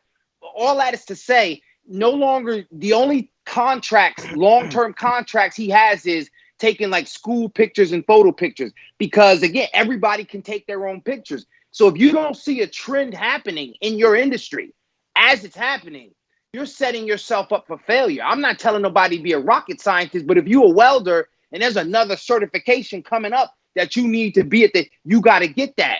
If somebody is at an entry-level position, when this thing happened to you, I get it. Collect your unemployment, but sometimes you got to decide, are you going to go back to an entry-level position, or are you going to decide, maybe I need to pick up a skill? Maybe I need to get into welding. Maybe I need to get into carpentry. Maybe I should start selling T-shirts. Maybe I could start selling dinners. Maybe I could start selling sea moss. Maybe I could start selling coquitos. You got to do something. That's all I'm saying. I got a family. Agree, but it doesn't always cut it. I got a family of 4, so I'm gonna just sit on my ass and not do nothing because I got a family of 4. But nobody's saying these dudes are doing nothing. Like, what are they doing? Saying that they're doing nothing. What are they doing? Extending unemployment is not doing nothing? Brother, what are you talking about? What are they doing? They've extended unemployment. I'll make you a deal. You watch Fox News, MSNBC, and CNN. Those are 3 conservative, liberal, Republican, and Democrat platforms for 1 week. And then we'll report back Monday, and you tell me how many horror stories you've heard in that time. Because it's not a political thing, and this isn't an economic thing. This thing ravaged entire demographics. Didn't matter if you had $100,000 in the bank or $100 in the bank. It ravaged families. Also, on the other side of it, a mother who, loses her job, right? And her husband who dies of COVID, she just needs to work harder now to support a household that had 2 incomes and now is trying to get by on a job at McDonald's? Absolutely. Absolutely. She got to work harder. How does she get by? Mario, you know what she got to do? You know what she got to do? She got to adjust. This is what I'm saying. I think that you've had shit given to you your whole life, so you don't know how to adjust. When I was going through a divorce and I had to secretly sit here with a smile, right? I was missing mortgage payments, and the bank wanted to take my house. That's the same situation you talking about, a dude or a female who lost her husband and now needs to fend for her fucking self. You adjust. Well, you know what I didn't know? Stop talking. You ain't been through shit. Until you say something that you actually been through. Listen to me. Can I talk? I mean, you ain't have an opportunity. No, you can't, because you fucking lying. You got it. I ain't been through shit. Well, then say your story. Say your story. Stop saying the next man's story. Say your story. Say your story. Say your story. Say your story. You're talking about your story. You talking about the college man and the dentist and all this bullshit. Talk about your shit. No, I'm talking about my shit. My shit. Shit I've been through. Shit I've been through. You did that through COVID? What the fuck? You did it through COVID? When all that shit happened through you to COVID? Of course not. Of course not. Of course so not all of it. You don't have a fucking clue what these people are going through, and you need to stop fucking talking because you don't know. Have you applied? Listen to me, Mario. Listen to me. Mario. First of all, Mario. First of all, you cut me off, right? You cut me off, so you can't say I don't know what I've gone through. You have never applied for forbearance. So you don't know what they are going through. I know more than you, but I'm not even going to go back and forth. It's cool. I don't know. Cool. I have real life experiences. Cool. You are using some dentists who should have graduated and got hired. I want your real life experience is all I'm saying. If I offended you or disrespect, I apologize. What I'm saying is stop giving me someone else shit. Tell me your real life experiences. How is it affecting you? Stop talking for someone else. Because aren't you a man with a household and a wife? How is it affecting you? And why isn't it affecting you, if anything, if it is or it isn't? I don't have kids and my wife works. Okay. That's why. Well, didn't your wife just stop working? Didn't your wife just stop working? Last week. Okay. Yes, So once again, you're in that situation where your wife ain't working and you're the head of household during COVID. And you're okay. You're okay. You didn't tell her. You didn't tell her. Don't quit. My job. You didn't. Yeah, and you also didn't tell your wife during COVID not to quit. Sure. Oh, okay then. Yeah. Oh, look this guy. Look this guy. Let me tell you the difference. Because I did go through a lot of shit. All right. Good. I want your real life experiences. Was on food stamps. I want college kid. I want all that. 4 jobs at once. Okay, on top of that, I had to work under the table because when I got stabbed at 16, when I got stabbed at 16, it ruptured my kidney. And to this day, I have to have 4 procedures in a year that cost me upwards to $600,000. Now, obviously, I don't pay that because of insurance, but it cost me. I've almost gone bankrupt due to medical bills. It don't get harder than that. It don't get harder than laying on your back and can't get up and not being able to even push to do anything. But guess what? I used my brain. I sold CDs. I did ghostwriting. I did everything I could. Thank fucking God I didn't have no fucking kids. Thank fucking God I didn't have no wife to support. But at the end of the day, that's my story that you're asking for. What I'm trying to tell you is that you're trying to blanket an entire people that are on government assistance and whatever, like for their jobs and stuff. You're trying to blanket entire people, and you can't do that. You know, there were people taking advantage of these programs before COVID, but at this time, you have no experience in this. Neither do I. This is unprecedented, brother. That's what I'm trying to tell you, is you're absolutely right. When you got kids, you got to hustle. But when your family is ravaged with deaths, medical bills, because that's the other thing, they ain't forgiving those. There have been people whose expenses are, let's say, $10,000 a month that have shot up six-figure medical bills. What do you tell them? Because no amount of jobs at McDonald's is going to help. How many jobs do you think are available in McDonald's? Well, there are 1 million people that don't have jobs right now. There ain't 1 million jobs at McDonald's. Hello, darkness, my old friend. I've come to talk with you again. Thank you, Doomy, because Jesus, we need a time limit. Listen, play moderator. You got to give this guy a minute argument. He can't have these 10-minute arguments, bro. This shit is whack, man.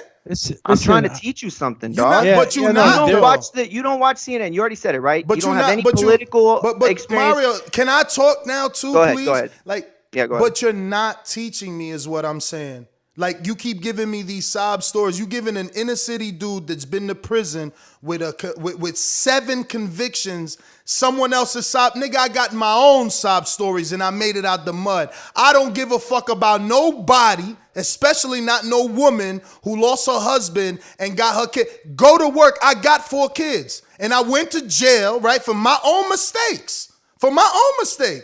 And when I got out, not COVID, not Mario, none of that shit matters. What matters is getting food for my children, making sure my children have clothes on their back, a roof on their head. That's all that matters. You see, because us inner city dudes, we already are told no. I already had a record. I can't be a lawyer. I can't be the doctor who's sitting on his fucking ass because he graduated and don't got a job. I got to get to work. We are adjusters. You ain't on my level. That's just you ain't come from where I come from, and there's no disrespect. You ain't come from where Don't I come take that from. as see. Look, you already taking that as disrespect. Because it is disrespect. No, it's not. You don't know what I'm feeling. Mario, you cutting me off disrespectfully. I'm trying to tell you how I'm feeling, and you're telling me, yo, no, you should feel this way. I'm telling you my feelings, nigga. The fuck is you talking about? You ain't from where I'm from. Ain't nothing wrong with that. You live in Texas. How the fuck you gonna be from the East Coast? It's nothing disrespectful telling you ain't from where I'm from. You telling me that? I'm telling you how you feeling by telling me that my experience isn't as good as yours. That's the exact same hypocritical shit you fucking telling me about. I'm telling you it's different where I am from. I have more things against me than you. I am in an inner city that is overpopulated. Remember, cities, right, have people on top of each other. Suburbia is spread out, okay? Me, I have less, I'm at a disadvantage, unlike you in Texas that is spread out and property cost is lower. And you have more opportunities. Where in the inner city it is an abundance of overpopulation. So we're fighting for those jobs. You don't know what you're talking about. Now you do in Texas, and that's cool. I'm not saying there's not an inner city in Texas. I agree with that. 100%. I'm saying out here we already was fighting over shit. We already fighting over that McDonald's job. Like, you think we worried? I don't know what I'm telling you, my mother was already working in City Hall in the accounting department and still traveling to New York City on public transportation to make more. We are immigrants from the Caribbean, right? We naturally want more because we come from $52 is $1 American. The poverty for the Dominican Republic and most of the islands in the Caribbean is so much bigger that when we come in, all we think about is hustling and sending money back to our family. That you say, I should feel sorry about somebody who got to protect their grandmother or something, taking care of their grandmother. That's what immigrants do from the Caribbean. We come here to work. We send money back to our family. We come here to work. We take every job available. So do Mexicans. I'm not downplaying you. All immigrants. But I think you're forgetting that. I think you're forgetting that as immigrants and as minorities, we are the ones that do every fucking job out there. So now you're telling me to feel sorry for the dude that always been above me who doesn't want to do my job.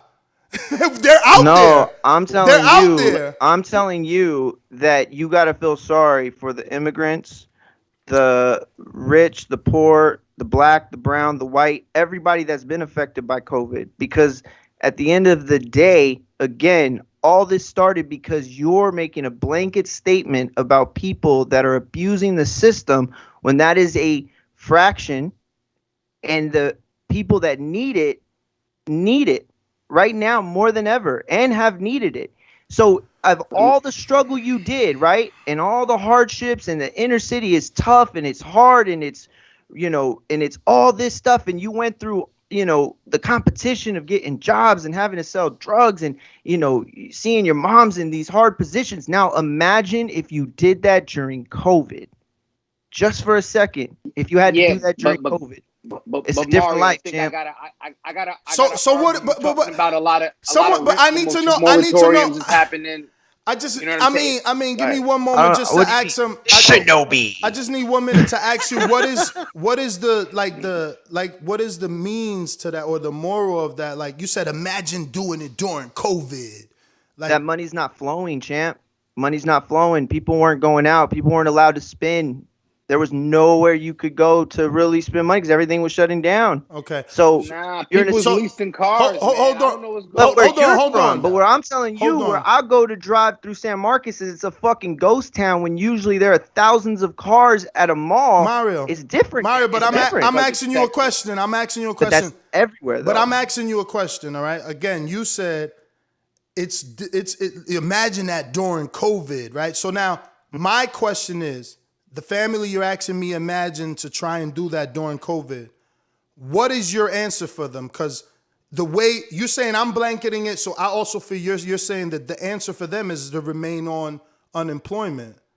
So I just want to know, like, what's your answer for this family who's like, yo, you did all that when you did it, but they did it during COVID. All right, so what are they supposed to do now during COVID? Like, bruh, that's the fucking answer. Like, that's the question. You understand, listen, you understand that there are people that still aren't able to go back to work, that their industry shut down the job. Okay, so you understand that this whole time they have had eviction protection, right? So you understand now the Senate passed that off to Congress. Senate didn't want to deal with it because there are a lot of people that are about to be evicted, but there are also a lot of rich people that want that money and want to be able to sell it to people that do have money to live there. So they passed it to the House, and the House let it go. They let it lapse. So people are about to get evicted. People that don't have the money for any of that stuff. So that's what I'm saying. During COVID, Can you just pause for clarity? When you mean evicted, you mean people that are renting? Because the word evicted. Yeah. Okay, so like out of apartments and houses that they're renting. Okay. So now, excuse me. Let's just go back a little bit. So you're saying, because now that I understand, we're talking about people who are renting and they lost their job, so they are on eviction protection, and they still haven't found a new job. No, they have. Yeah. I mean, it's just not cutting the bills. Like, you know. Okay. These are the people that I'm talking about that went from. So wait, because that, you see, I just want to make sure you understood. Because you see, no, but that's where I need you to start understanding. You see this web that we're finally getting to? So this person who's on rent protection, eviction protection. I'm sorry, what was the phrase you used? Yeah, they were eviction protection, right? Eviction protection, yeah. So this person, hypothetically, what job does he have? I mean, brother, you're talking about somewhere in the neighborhood of 90,000 people. Like, what jobs don't they have? Right, I think that would be a better question. What jobs don't they have? They have all the jobs. So what's the average medium in those analytics? Like the 50,000s, 30,000s, 90,000s, 100,000? Because when you say someone's gonna get evicted from their apartment or house, it don't sound like again, evicted means you're a renter. If you have a mortgage, you're losing it. And again, that's when I say, Mario, I've been through this. I've applied for forbearance, but you didn't want to take my experience. So again, if you're being evicted, you're only renting. Like, so I just wanted to be clear that if you're only renting, you can go downsize. You don't have to rent a $5,000 house. So I don't really understand. Like, are we talking about doctors again that lost their job? Like, who lost their job? Do me, right? Because I want Mario to really understand the shit he's saying. Like, who lost their job is on rent protection, but they got a job that's so big that they refuse to get a smaller job, but they're paying rent. So, okay, cool. You're somehow a doctor or a lawyer, or let's say someone making let's say you're $60,000, $70,000 a year. Decent, right? You're cool with that? What number you cool with, Mario? Yeah, 70 is cool. Okay. So you were making $70,000 a year and you were paying rent. You didn't own. And you went through COVID, so you took the eviction protection. It's been 2 fucking years. How much is your rent, Mario, for this dude who's making $70,000? And please don't inflate. I'm sorry. Repeat that one more time. How much is his rent? Yeah, because he's being evicted. That's the moral of the story. If you're making $70,000, I mean, I don't know. You could afford to at least stay. I mean, that's what I'm saying. Where I'm from, I mean, a $2,500 apartment is fucking probably bigger than most houses in Jersey. Like, perfect. You know what I mean? Because y'all build up. We build ranch houses. Perfect. So then again, Doomy, no reason for us to feel sorry for this man or his family who were living off of $70,000 and living a $2,500, let's just not to argue, 4,000 plus square feet. Because we're talking Texas. And he said he was a dentist? No, it's no dentist because he's making. It don't matter. No, it's no dentist. He's making only 70. He's only making 70. I think what dentists make more than that. No, way more. Please, you're tripping. 70? That's regular people. I don't think they make. I mean, maybe like 100. Maybe like dentists 110. If he owns his own. If he owns his own practice. I'm pretty sure dentists is making more than 70. Listen, if you a 4-year practitioner that just got done with his. What do they call when you go to the hospital and you do it for free, basically? Like residency. If you just got done, I mean, you making half of what they probably make. So he's had his job less than 5 years. Sure, yeah. Less than 2 years. Yeah, a friend of mine told me that a dentist will never make just more. Just Google it, fellas. After 4. Please stop. Please stop. Just Google it. Like It depends what kind of dentistry you're doing too. Pick one, man. Pick one. My girl's in that field. Oh yeah, that's right. Damn, what am I talking about? You fucking know more than. Yeah. So what I'm saying is that if I'm gonna, and again, like I've been hearing the discussion you guys have been having, and you're making valid points, but again, to what Ness is saying is that you have to adjust. Anybody that has a family has to adjust, and we're not saying that maybe he's not trying to adjust, but maybe he's not having success in adjusting. Not everybody's going to have this mentality that Ness possesses, that maybe a King Amin possesses, that I possess. And even Mario, even though you're not from the inner city, I know that your region presents its own issues and problems and hardships. So it's just a matter as, are you willing to adapt? Can you adapt? That's right. Where do you find information that can help you make that adaptation to your new life in this era that we're living in?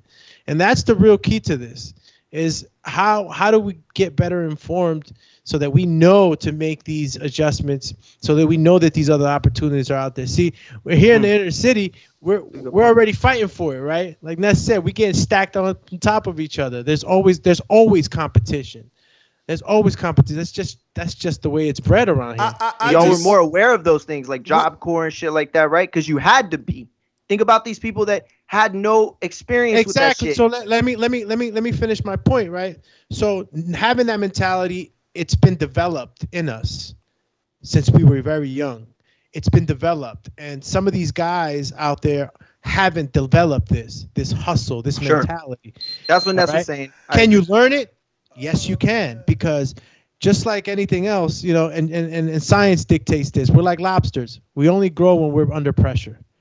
So either you sink or swim, and that's the situations that a lot of people out there are finding themselves. And even though we're still gonna feel sorry for our fellow man, regardless of what position he holds, if he was getting paid $500,000 or he was getting paid $20,000 a year, you know, you feel bad for your fellow man that he's not in the same place he was before, but the adjustments still have to kick in. Just because you never experienced it doesn't mean that it doesn't need to happen. So the argument that Ness is possessing is that you got to do it. There is no sitting on your hands. There is no, oh, this is the only way, and I can't do it because it's not happening my way. No, it has to happen because you need to provide for your family, especially if you have a family. And that's why I want to. Is it easy? Does everybody possess that hustle mentality? No. These things sometimes have to be taught, and they take time. And while you're learning it, it's kicking your ass the same way us in the inner city has been kicking our ass since we were young. We've been learning this for a while. Some of this stuff has taken people by storm, and they have no way or experience to kind of fall back on and say, hey, this is the way I should act. So it's a bit of a kick. Listen, let me be a little bit philosophical with you all, and let's take it back from which we originate, right? We all started off as tadpole, little sperm in our dad's loins. So the fact that we're here, if you ain't trying to make it after you already made it, each and every one of you already the one that fucking made it. Yep. How you gonna come here to die? Yep.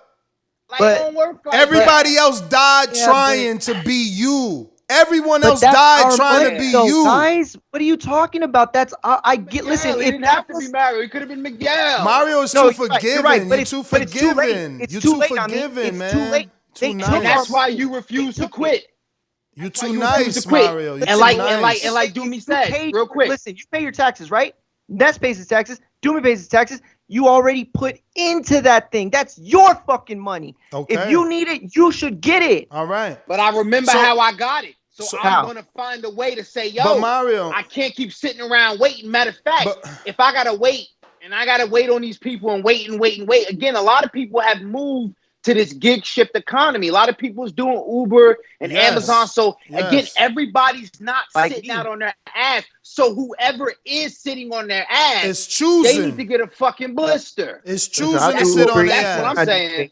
And I do ride share. I hear you, champ. And Mario, that's our fucking money. And Mario, they can't take it from us. Okay, so let me ask you about that, right? You're saying it's our money, so why do they keep approving more though? Where's that coming from? What do you mean? What do you mean? They just approved.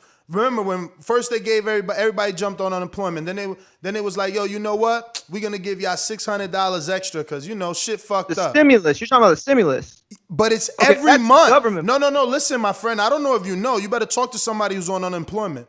They've gotten a boost of $600 every month.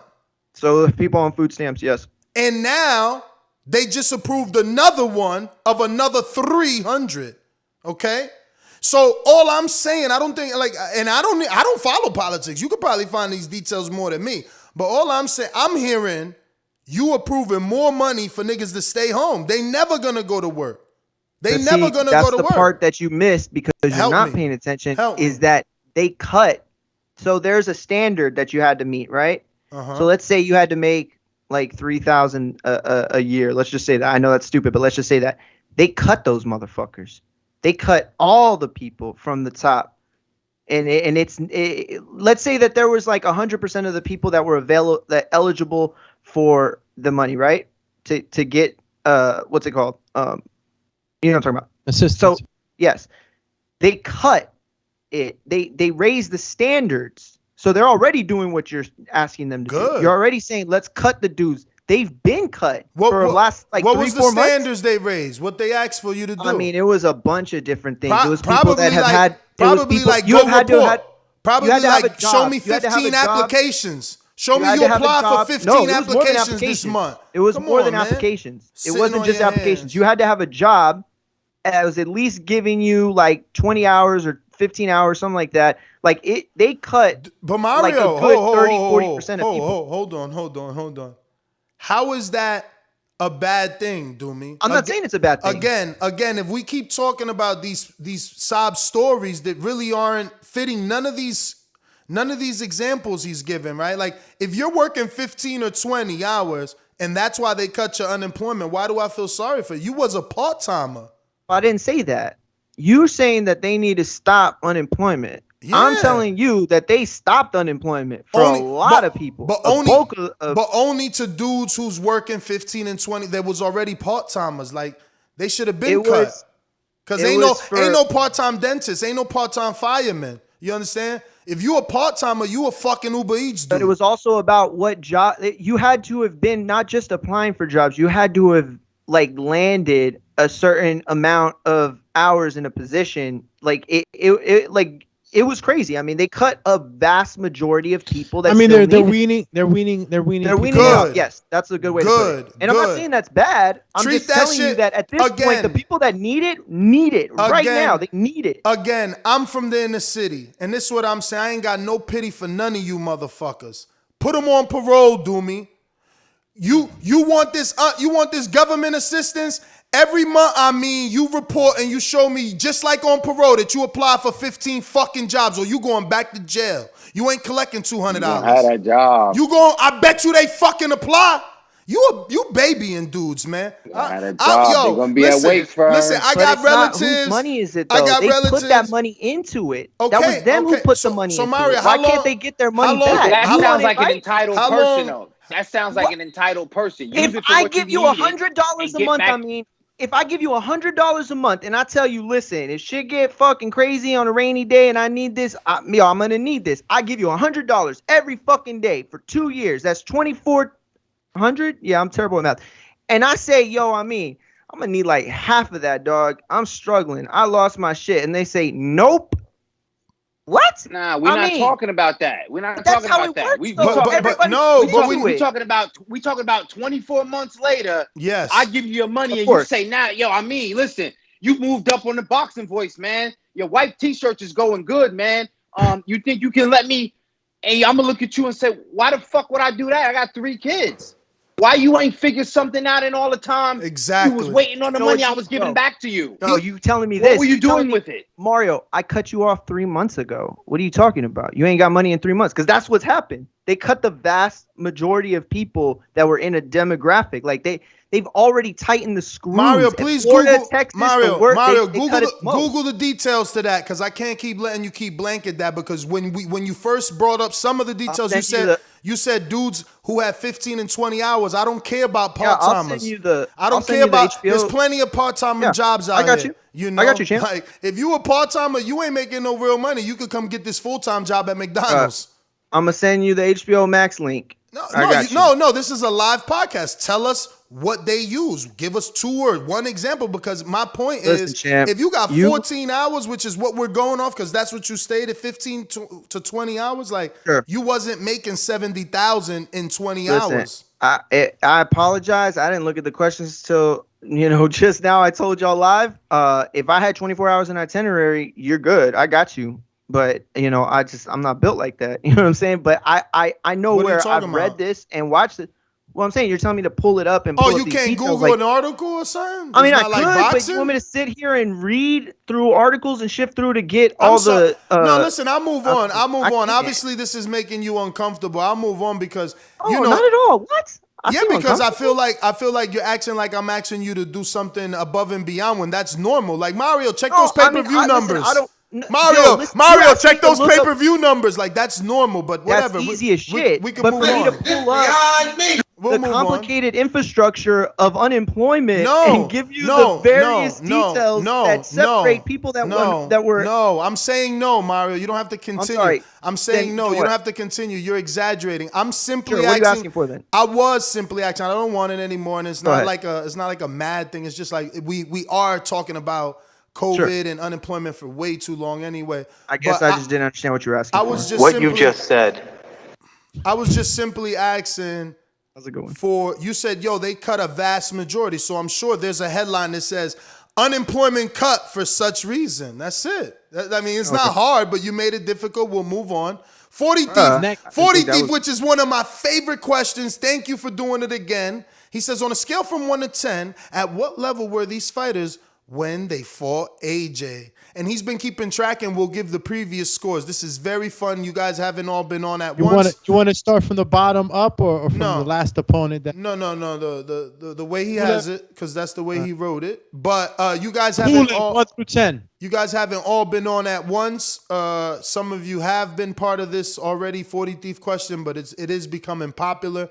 So it's a scale of 1 to 10, 10 being the highest. So, the person that AJ has faced, when he fought him, you have to try and remember what you rated that fighter at that time. Separate the bias of any future loss or future success is at that time. That being said, guys, when AJ fought Pulev, what would you rate him on a 1 to 10? Me going first, I would say Pulev, I think his biggest win was no one great. I'm going to say 6.5. Mario, what you got? Yeah, I think 6.5 is fair. King Amin. 4. 4. Damn. Yeah, I was going to go with a 5. A solid 5. Ruiz, 2. Ruiz, 2. I mean, damn, that's cheating. I get what you did there. But yeah, being the first Mexican heavyweight fucking unified champ, Ruiz was like a legit 10 coming off that knockout of AJ. No one expected him to shit the bed the way that he did. A lot of people thought it would be repeat and not revenge. I'll give AJ credit and say that Ruiz, going into the AJ fight though, we did see the weigh-in. So all that matters. Even at the betting line, it mattered. So I can't really say he was a 10 because we could physically see that he wasn't the way he should look. So I'll give Ruiz still a respectable, solid 8. 8. All right, Marioski. You're muted, Mario. Oh, I'm sorry. Ruiz still. I would say 8.5. 8.5. King Amin. What's your rating? I love the 8. Shit. All right. Well, I'm giving him the 7. Damn, you a hater. No, good. Listen, I'm talking about. That's fair. When they fought AJ, when they were in that ring. Okay. Yeah, that's fair. I'm thinking more of the guy that won after and then headed into that fight, which is not the question. So. Yeah. You probably got it right. No, but that is the question. That is the question, Mario. The question is going into that fight, and that's what I'm saying. We got to see the weigh-in, so I get anybody that wants to give Ruiz a worse number. I just still would give him that 8 because I still believed he was going to do it, even with the fact he beat a top 3 heavyweight. Yeah. Doesn't that make you a top 3 heavyweight? You know what I'm saying? So it's like. So next one is Povetkin. At the time that AJ beat him, that was a decent win. I remember that. I was very mad that he got that fight instead of landing or making sure the AJ Wilder fight happened. But I mean, Povetkin going into that fight was that was definitely after Michael Hunter. I mean, before Michael Hunter.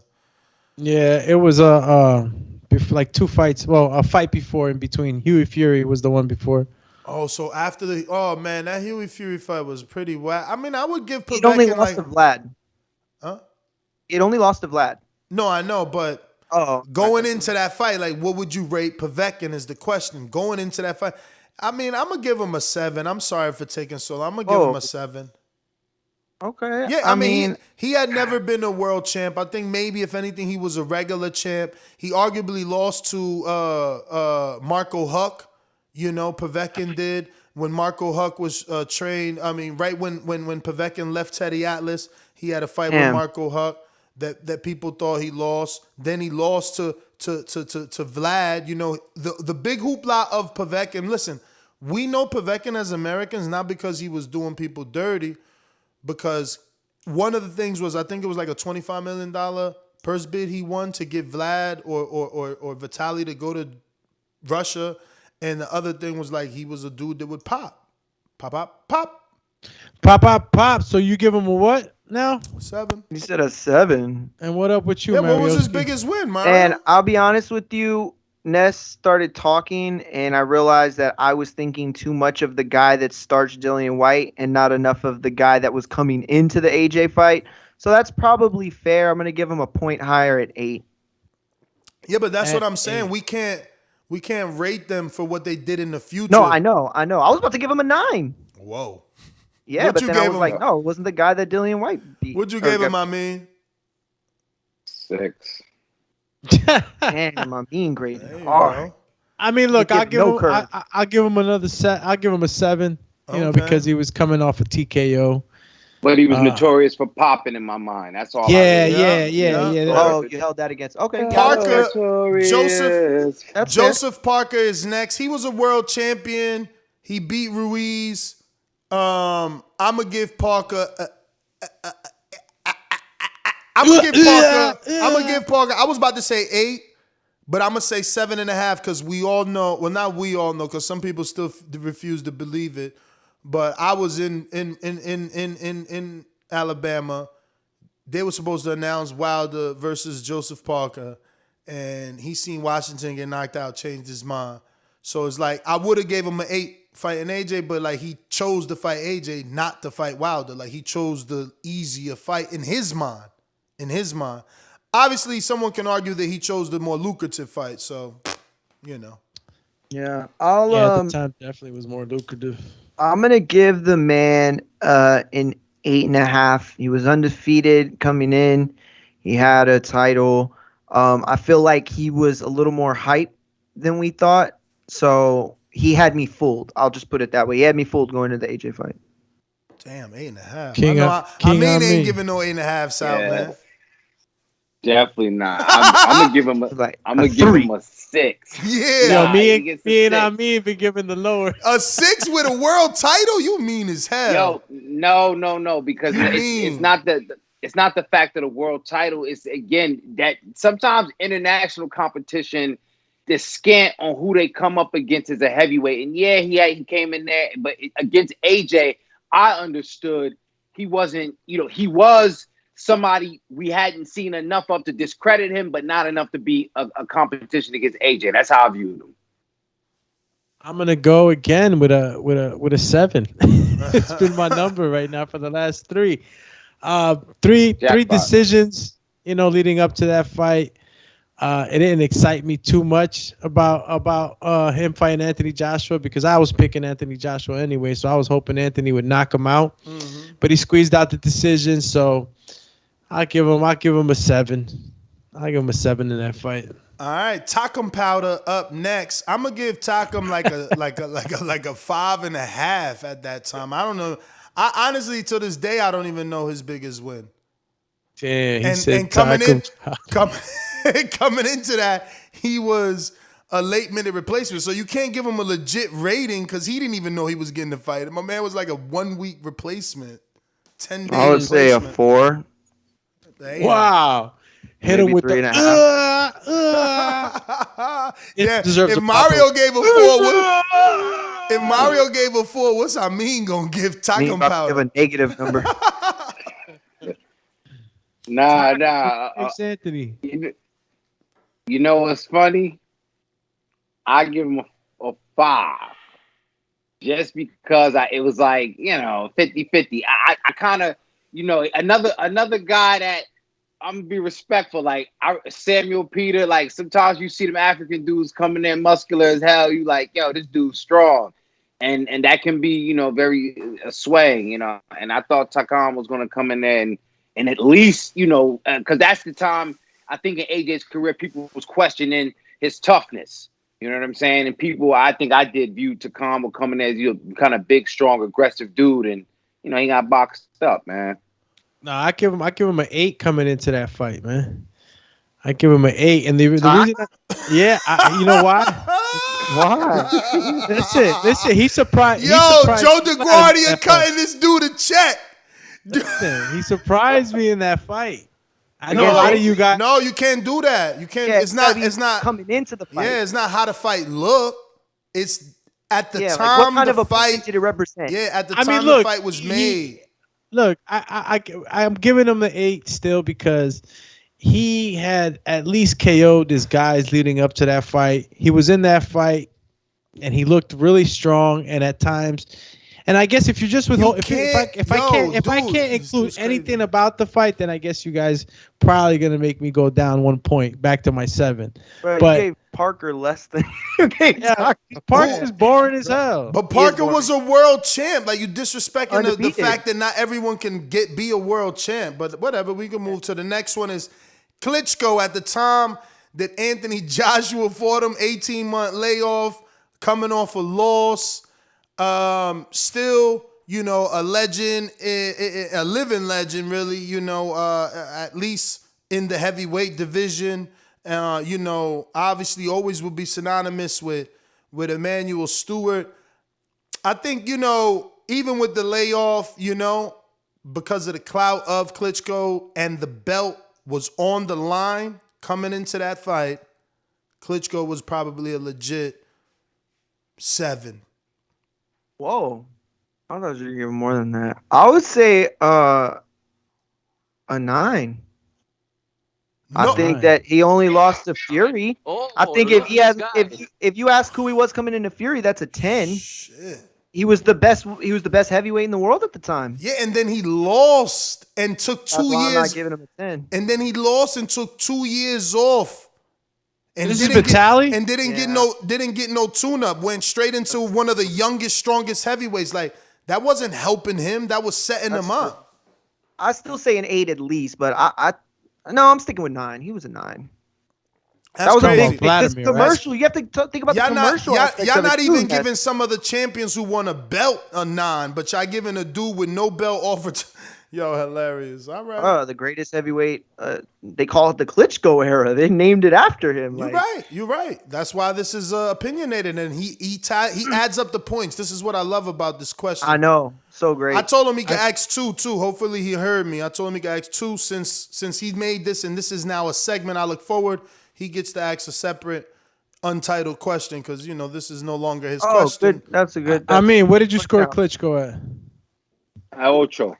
Because I'm the same thing. He lost to Fury, but he still that took him down from that 9 that he came in at. You know what I'm saying? So that 8 is pretty fair. Damn, but again, you see, I don't think y'all valuing the belt. So Klitschko defends an era for 12 years. Who's that's you? I mean, with all the time. That's me. My bad. Klitschko defends an era for 12 years, loses to Fury, and y'all say losing 4 belts only drops you 1 point. But winning 1 belt could make you an 8 on some of y'all scores on today's show. According to Mario, a 9 even without a belt. Like, I don't know, y'all all over the place. Nah, I said each of us has a different gauge on this. That's what it is. It's a good way of putting that. Repeat. Yeah, it was Fury versus Klitschko, not Parker versus fill in the blank for fill in the blank. You know what I'm saying? Yeah, but Parker fought AJ. It wasn't fill in the blank. It was AJ we talking about. Yeah, I'm talking. You said he came in as a world champion, right? Parker did, and he won. He got the belt versus Andy. That's what I'm saying. Y'all diminishing Parker to give him a 7s and 8s, but then giving a beltless, fucking retired, depressed. Let's remember. See, I lived through these eras. Depressed Klitschko because his girl was going through postpartum. He took out of boxing because of little Peyton Hayden or whatever her name is from Heroes. Hayden Panettiere. Yeah, from Heroes. Like, y'all be forgetting shit, man. He wasn't no fucking 9, but whatever. That's y'all opinion. Well, who was a 10, though, at the time? You know what I'm saying? Like, then there was no 10 that existed. I think that...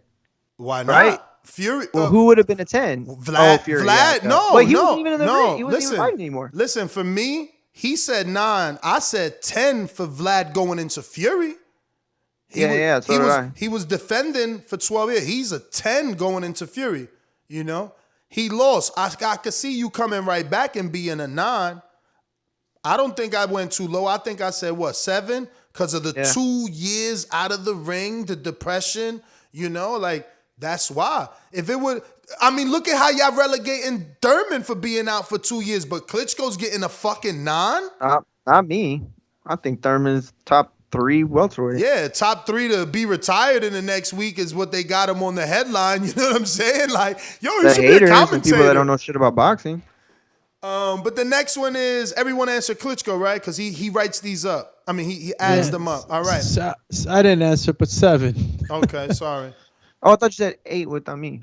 Nah. I thought he said 8 too. I heard that, Mario. But Molina, the former teacher from Texas that Mario never bigs up, what was he when he fought? Mario, don't get mad. It's like love shots, not real shots. No. I mean, like, because he sucked. That's why I didn't do it. Bro, but you see, I don't know, man. I've grown so much from the days when you and I first started, bro, where I would call anybody a bum. Like, that's true. You're right. That's not fair. I look at Molina like, bro. Yo, that's my boy, Chan. He made it.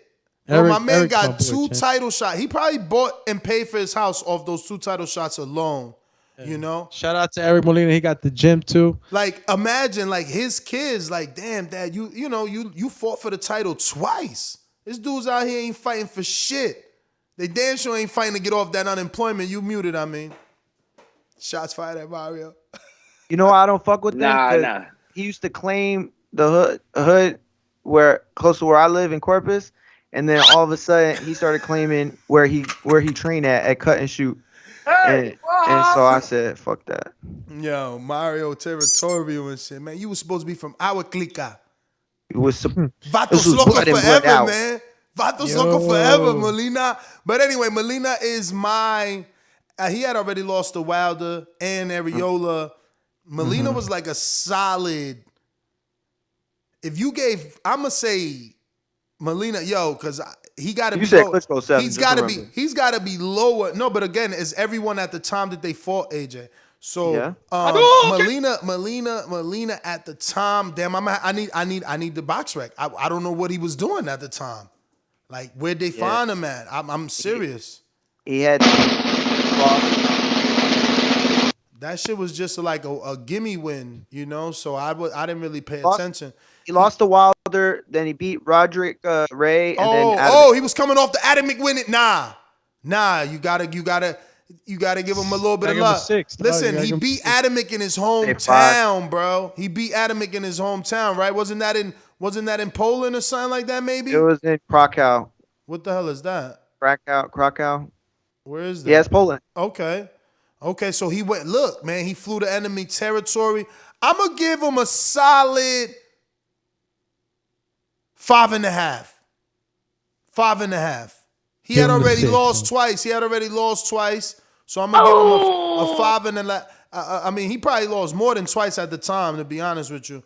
By then, when AJ, let me see, I'll add him. He had lost his first fight, and then he lost to Areola, and then he went ahead and lost to Wilder. So he had already 3 losses when AJ fought him. So yeah, I'll give him a 5.5 because even with the losses, he beat Adamic, which was old at the time, but he did it in enemy territory. Yeah, I give him a 5. Okay, 6 for Doomy. What about you? I mean, 2.5. 4.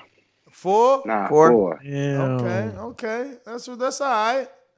I mean, he was right. Look, That's respectable for the drummer boy. Hell yeah, the drummer boy, man. You could always count on the drummer boy. Yo. The drummer boy, yeah. Yo, I gotta check this one. Loaded up. Watch it kick when I bump. Me and my drum. At the time, Did Dominic Brazil for Anthony Joshua? Wasn't he undefeated? Oh, he was undefeated. And he was coming off the Amir Mansour win. He was an Olympian. Nothing crazy on his resume in terms of wins. But I'll give Dominic Brazil at the time. Man, yo, I'm gonna say 7, man. I'm gonna let him live. He was an Olympian, he was undefeated. I'll give you a 7. He wasn't a world champ, you know. All he ever fought was for like a continental or international, because I remember he beat Mansour, and Mansour had that nice little WBC Intercontinental or WBC Council something Continental, something one of them shits, man. What's up with you, Mario? 7. Yo, I think we might go for 777 because I'm with the 7 right now. He was look, we all saw how he did with a smaller heavyweight, you know, in Mansour. So I wasn't really too happy. I wasn't happy already. And then going into it, we all know what happened. So I give him a 7 just because of all the good things. And that's just mentioned. He was an Olympian. I was excited. And if you go back, I was excited about Brazil all the time. Like I was giving him mad hopes with not only AJ, but like the likes of Wilder and a couple of other ones. And he always ran into that bomb. What's up? Where you at with this? 7. Nice. 7. All right, next? So we got the 777. Charles Martin was coming off a win, but it was that fake win where the opponent tripped and broke his ankle. It was Sony's win over Stainless. Yo, so man, Martin was like a 7. If Brazil was a 7 undefeated fighter with no belt, Martin could be a 7 with a belt. With a fake win to the belt, because it was a fake win to the belt. Call him fake win. I'm going to give him a 6. Wow, okay. I'll give him a 6. Sorry to cut you. But I didn't even know too much about Martin up until then. Nah, I didn't know much about him either, but he had he came in there with a belt. So I said, fluke or not, 7. He's a 7. 777.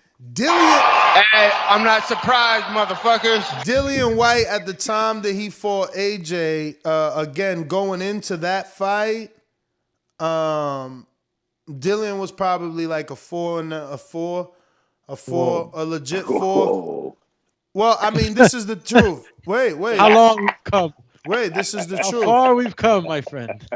This is the truth. Like, at the time, I think they was like 14-0 a piece, or 13 and 14-0.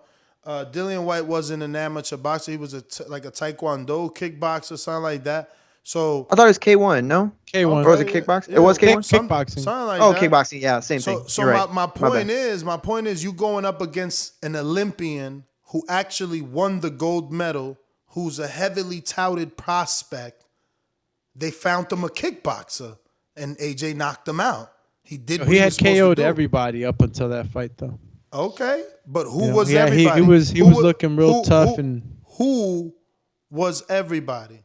Go, since you want to jump in. Remember, they fought before AJ was even It's something a champ. to mention. It's not. You know how this game works. You're not going to get all these fucking fancy names in the beginning. So don't try to pigeonhole me into that notion. No, I am. What I'm saying is that Doomy. he's finishing guys the way he was supposed to up until then. Okay, but what I'm saying is I have to pigeonhole you into it because we are now really being thrusted into the club level show.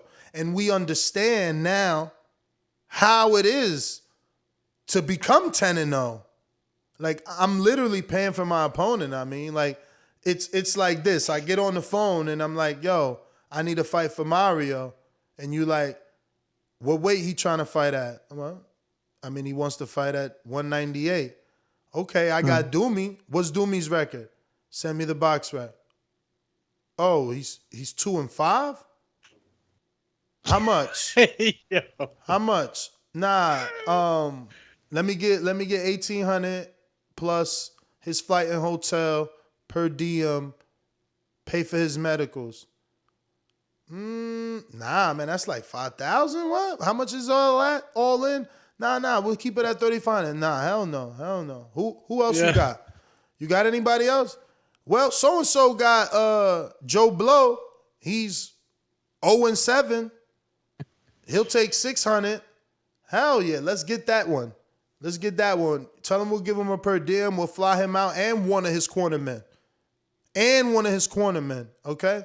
So don't tell me about who he knocked out unless it's somebody he knocked out. Like, you know what I mean? It matters. These names matter. We see that now. Like, yo, hold on though. But he knocked out Brian Minto before he fought Anthony Joshua. And I think Brian that's a Minto, common opponent. Yeah, I think that's a common opponent with someone. Yeah, no, he's fought. Yo, I started laughing. Brian Minto fought Israel Adesanya. He's that, and I know you know who Israel Adesanya is. King Amin Ness. Absolutely. I'm pretty sure you're familiar with him now. Who the fuck is that guy? When did he fight him? Who the fuck is that guy, bruv? Stylebender. Yeah, Adesanya fought him in 2015 at the Super 8 Cruiserweight Tournament final. Bruh, I mean, did Doomy really just make us go through this whole fucking debate and lie? Bro, you can't do that. You can't. We just wasted time. This nigga didn't even knock out everybody before he fought AJ. He literally went rounds right there. And his first 2 fights was decision. Then his fucking 5th fight. Yo, you disrespectful, bro. You wasting time, nigga. What the fuck? Yo, the last... We made a whole debate about a dude that didn't knock everybody the fuck out. You can't make mistakes like that. You tripping. Weird. Yo, but 13 to 16 is not bad. 13 to 16 fights. Like, okay, all right. It put a dent on your argument. Woo. No, a dent on your argument. No, it's a dent on your argument, Doomy, because you're the one saying he was undefeated, so he deserves a better ranking.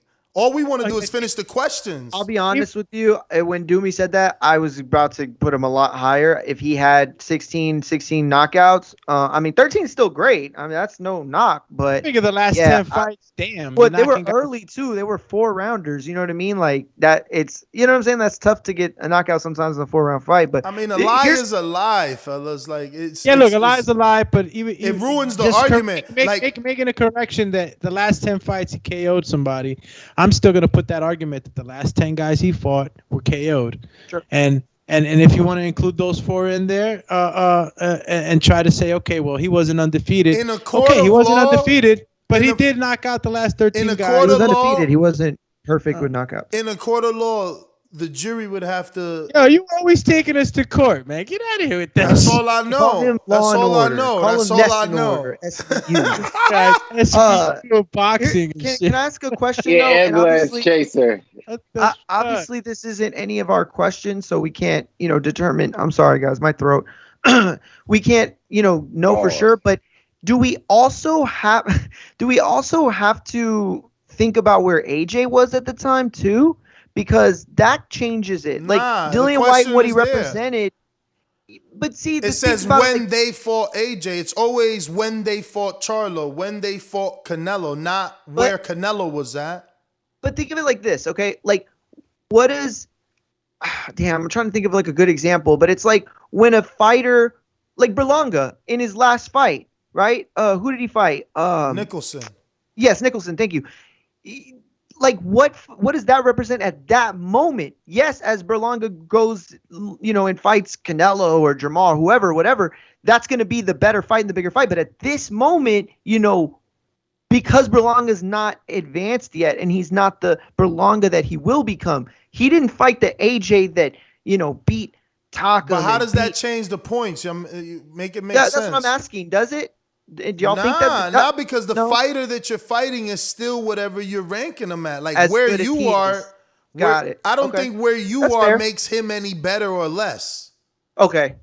No, that's what I was trying to figure out because if that changes the question for me, but so real let me give Dillian an even 5 ski. Okay, 5. Look at that. Fair. So let me give you guys the points for the previous scores that we have rated because he tallies them up. Canelo, and I love this so much. This is why, like I said, he deserves a second question because now we get to see what we really think of fighters, you know, and where they at. Canelo has an 80 out of 100. Loma has 75 out of 100. Spence 68 out of 100. Jermell 66 out of 100. Bud 62 out of 100. So 43 will tally AJ's next week, offering the next segment of when they fought him. What were they ranked when they fought him? What you rank them when they fought him? We got to find a nice name for that. Next one is from James. Where they at? Where they at? James Benitez, who says, I just unsubscribed. James Valdez. Oh, shit. You see, I'm dyslexic, bro. Is that the right term for what I just did? You are not dyslexic. You're just tired. Nah, I'm not. Yeah, no, dyslexic is when you mix the words around. It goes backwards. So I should have said Valdez James? No. Like you would be like Zedelva. Oh. So damn.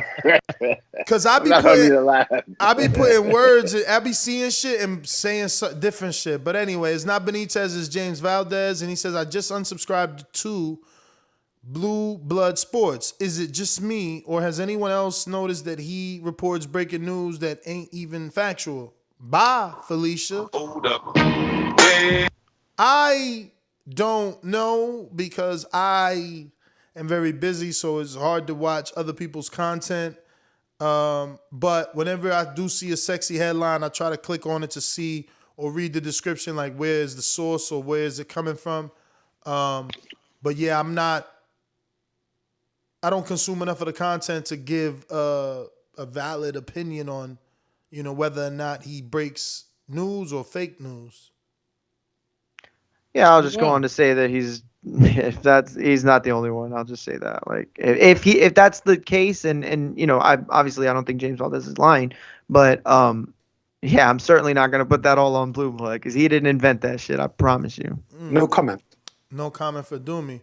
I mean, I don't even listen to much. I don't mean to sound like a fool or nothing, but if I'm not trying to create my own content or TBV, I don't get out to much other, you know what I mean, content out there. So I don't even know who dude. I probably heard of the name, but I haven't even watched not one video.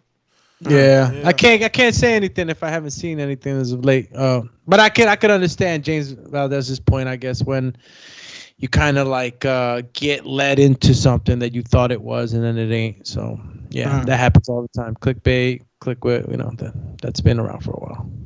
We going out to Jeffrey, aka Showkid. Showkid, can't you change that? I mean, I guess not, right? Jeffrey. I want to know you guys' top 5 state rankings. What? In boxing, only using active fight state rankings. What the fuck? Like, who's the best? What state got the best fighters? Yeah, what state produced the best fighters? Yo, Jersey got Texas. Nah, bro. Philly, Texas. Let me Ohio. see. Nah, because I don't want to lean to Texas just because of Earl. Even though they got Jamel and Jamal. We all know that it's the hardest tournaments and regionals to fight in is the East Coast, champ. Yeah. So I'm gonna go with New York, New Jersey, Philadelphia. Ain't that the East Coast? Hold up, New York, New Jersey, Philly, and Connecticut. I mean, I can't say there's too many from Connecticut, but I'm gonna hold down. I'm gonna hold down my tri-state area. Yo, Connecticut is the tri-state area, and Chad Dawson, man. What was bad, Chad Dawson? I'll hold them down because I'm over here. But he said active fighters. Oh, he's in the chat. He said active fighters. Active fighters in New York, man. Shit. Yo. New York, New Jersey, Philly. Oh, he says state. So PA is the state for Philadelphia. It's okay. He's still blanketed by being a PA dude. So Philadelphia's in there. So it's PA. Yeah, so you could do PA. PA, that's even better because then you could include PA goes far, man. I mean, that you can include a lot. Like, where's my man Paul Spatafora? He was from PA. Yeah, PA stretches from east to west pretty much like a freaking. Just like Ohio, like I mean, that's a state right there. Ohio definitely producing fighters. That's one for sure. That's top 5 for sure. I'm gonna go with Ohio, New York, Texas. Oh, we got enough. Top 5, Ohio, New York. I had Ohio last. Just because, you know. You mean, okay. And I mean, no order for me. Ohio, New York, Texas, LA, California, and I mean, I can't say New York. It's Ohio, Tri-State, because we the East Coast. That's 3 already. Yeah. Gives you 2 left. No, but I'm saying I'm blanking them as one. They're the Tri-State. As one? Nah, you can't do that. No, but that's how it is that way. It's called, it's called the Tri-State. It's called the Jersey, Tri-State, but it's New York. You got to be able to give us that. You got to be able to say that, Doomy. That's a national thing. Yeah. Wow. No, I mean it's literally called the Tri-State. Like you can't act like they're not connected. They call it the Tri-State. But anyway, moving forward. I still think I gotta pay like $20 to cross over to New York. You do, but that's your mayor, or their mayor. 40 Thief back with a regular one who says, when you're gonna start promoting the shirt. I know, the thing is that Doomy is now in charge of all that great stuff. He's been sent a shirt, right? Let me see. What's the email? Oh my God. He didn't put it in, so I don't know. Pull up the shirt ideas to get the panel starts. Fuck, how do I find it? I don't remember your email, brother. You should have prepped me for this, like Mario said. You should have prepped me, man. Like, I need your email to pull up that attachment. But I told y'all about this. It was like on a soup can. He made a shirt on a soup can. Doomy did say that he's about to start creating new shirts. Someone else said that we needed to create a phrase today. I forgot. Maybe it's another Patreon question or something. Like, when y'all gonna make that blank, blank, blank shirt? And I'm like, stupendous. Blankety blank. But yeah, man. So his real question is, when are you gonna start promoting the shirts I sent you, bro? Maybe sell them at $25 each, then bundle a pack for bundle pack for all 3 shirts plus that hat with TBV podcast design I sent for $90. Call it the Thieves Collection and advertise them on a black shirt. Plus, pull up the shirt ideas, get the panel thoughts. Yo, if you're watching 40 Thief, why don't you send me a message with your email so I can find it in my email and pull up those attachments and show that to them. Yes. Mario, you want to take this one by Big Casual, nice and long? Sure. All caps. Update on the new ESBC boxing game. How do the new adjustments to the game look to the panel? Seems like they are taking their time with the game so they can give us boxing fans the best experience. All major sanctioning bodies will be in the game and they will be allowed to do control negotiations as well. Is that true? Oh, contract, my bad. Really looking forward to the game. Mr. I'm a Beast, I'm a Savage is also displayed in the new footage. Take a look. Yeah, I've seen it. That's my fear, man. There's so many UK fighters. I feel like they got UK funding, and that's why every week you get a new UK announcement. But speaking of announcements, I put it in the pre-pro. Did you guys see that Terrence Crawford hired a publicity agency? Really? Mm-hmm. The hottest boxing. Okay. Publicity, huh? You must be going on Hollywood. Mm-hmm. Like Barnell Hill and Martin. On Hollywood, man. Was this a post that was put in the pre-pro a lot earlier in the day? Yeah, man. I mean, should be in this. There you go, right there. I'm looking at it at 11:56 a.m. Call you. I never see no messages. I turn off my group chat, so I don't want to be a part of border wars. I don't want to be a part of nothing that has to do with TBV. Call you. You like to just talk to Caquita. Caquita. Yo, so I'm going to be real. I'm not following the game. I'm a little skeptical. I'm just for a game. Little skeptic, Cal. Yeah, for a game that's like everybody's on it and it not to have a release, not to have like a major sponsor. I'm like, there's no major backer. I'm like, what's up? I feel like this is all these little updates are just like, when GoFundMe came out It's like, yo, look what we can do. Get us the money and we gonna get it done for you. That's what I feel like this is. Like, yo, look. Oh, look at this. Oh, look. And every day something new gets announced. Every day a new fighter is added. Every day something else happens, like a WBC is part of it. So I think they're just slowly building to a launch. They are still collecting something. Yeah. Whether it's data or finances. I'm sorry. I talked to the owner? One of the I forgot what it's like a designer, but I forgot what he is. He's like the assistant coordinated, I don't know, graphics designer, whatever. Anyway, they're saying that it's a possible December launch for the demo. So they're gonna have a demo out, from what I hear, by the end of the year. But Venom's represented in the game and Rival. I mean, they have some big names that I mean, I get where Ness is coming from in terms of like there's no commercial. Like when Madden comes out, Madden's everywhere. That shit's coming out for real.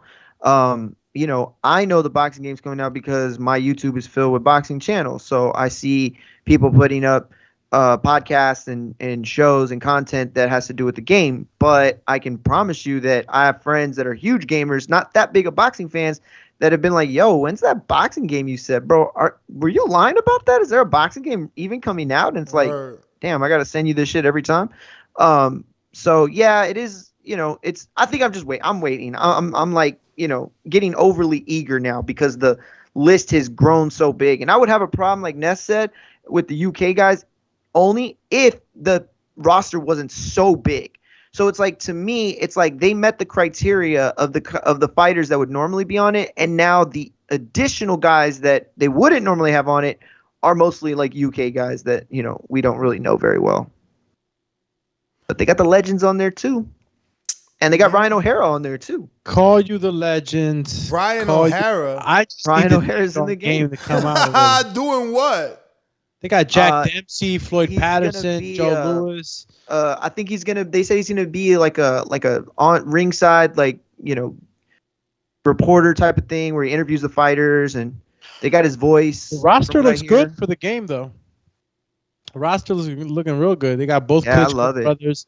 They got the Cesar Chavez, the old school champ, Roy Jones. They got Loma, Tim Bradley, Usyk, Juan Marquez. They got Terrence, Clarissa, Katie, Khan. Yo, breaking fucking news. I love when my interviews make the news. Breaking fucking news.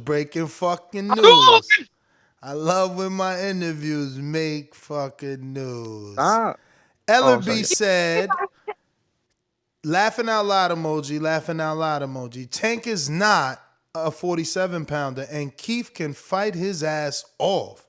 He's a guy I got a lot of respect for, but that fight, I'd make in two. Tank, what the fuck? I didn't even read that shit. Oh my God, we going live. I'm going live. I didn't see that. Oh, Twitter. Shit. My dude, he just said, I would make that. Is this real? Let me click this shit. What the fuck? Is this his verified Twitter? He trying to play Keith out. That is his verified Instagram. Lord have mercy. He really just, I got to screenshot this. He about to, take it back. I can't believe this. LRP2 in the last 6 seconds said Tank would knock him the fuck out. Yeah, he said Tank is not a 47-pounder and Keith can fight his ass off. But he's a guy I got a lot of respect for. But that fight, I'd make in 2 seconds. Tank would knock him the fuck out right now. Trust me. If he's serious, which I highly doubt, then he's easy. It's an easy phone call. I fucking made a fight. That's crazy. Bruh, I told you there's nothing else for Keith either. There's nothing else for Keith, man. This is it. You get right back in the... Fuck all that, oh, you fighting a little dude. No, you fighting the best little dude that does numbers. That's what you fighting. So I gotta real text quick. Keith. I gotta text Keith. Holy shit. I gotta text Keith. Who and where did the shit. This information come from? Bro, look at the pre-pro, man. Wake up, man. Wake up. Here we go. This motherfucker right here. He tweeted it, Doomy. Shit in the pre-pro though. It's in the pre-pro. I put the shit. People put information in the pre-pro. No, he asked where it was coming from. I said Energy's verified Twitter. That's why I screenshot it. I fucking said I'm screenshotting it. I said I'm screenshotting before it disappears. This is his verified Twitter. I gave you all the information. No, I had Leonard up. I just I had a short. Lord have mercy. And y'all laugh at me. See? Y'all don't understand what big fights is. Let me send this to my boy Keith One Time Thurman, man. Look at this shit. One time. Damn, how I got you stored, Keith? I said, Keith, put that paintbrush down. Pick up them gloves. Yo, he tripping. He said he would knock him the fuck out right now. But you know what Ellerby's thinking about? He's thinking about what he saw Pacquiao do with Keith. He said, yo, Pacquiao could touch Keith like that. If I send my boy in there, my boy got that gazelle punch, Doomy. That's right. He do got that gazelle punch. And after what I saw Josecito Lopez, light him up the way he did and the way he reacted to those hard hit. Like Tank could hit him pretty hard, but you gotta respect my man's IQ, man. I don't care what you say. One time he got the skills to pay the bills, so easier said than done. Put the mittens on him. Yo, why is it that I can't see that fucking that tweet? I can only see the tweet that says Tank would knock him the F out. 100% emoji. Did you scroll down? Because it's like 9 tweets ago. Okay, so it was probably an hour ago. Okay, 42 minutes ago. It was a super. Yeah, there we go. Yeah. Tank is not a 47-pounder, and Keith can fight his ass off. He's a guy I got a lot of respect for, but that fight I'd make in 2 seconds. Tank would knock him the fuck out right now. Fellas, trust me, if he's serious. Fellas, I'm ending this, man. I'm sorry. This is the duty calls. I got to go live on the big channel with this. This is huge for us. Peace. Peace. Peace.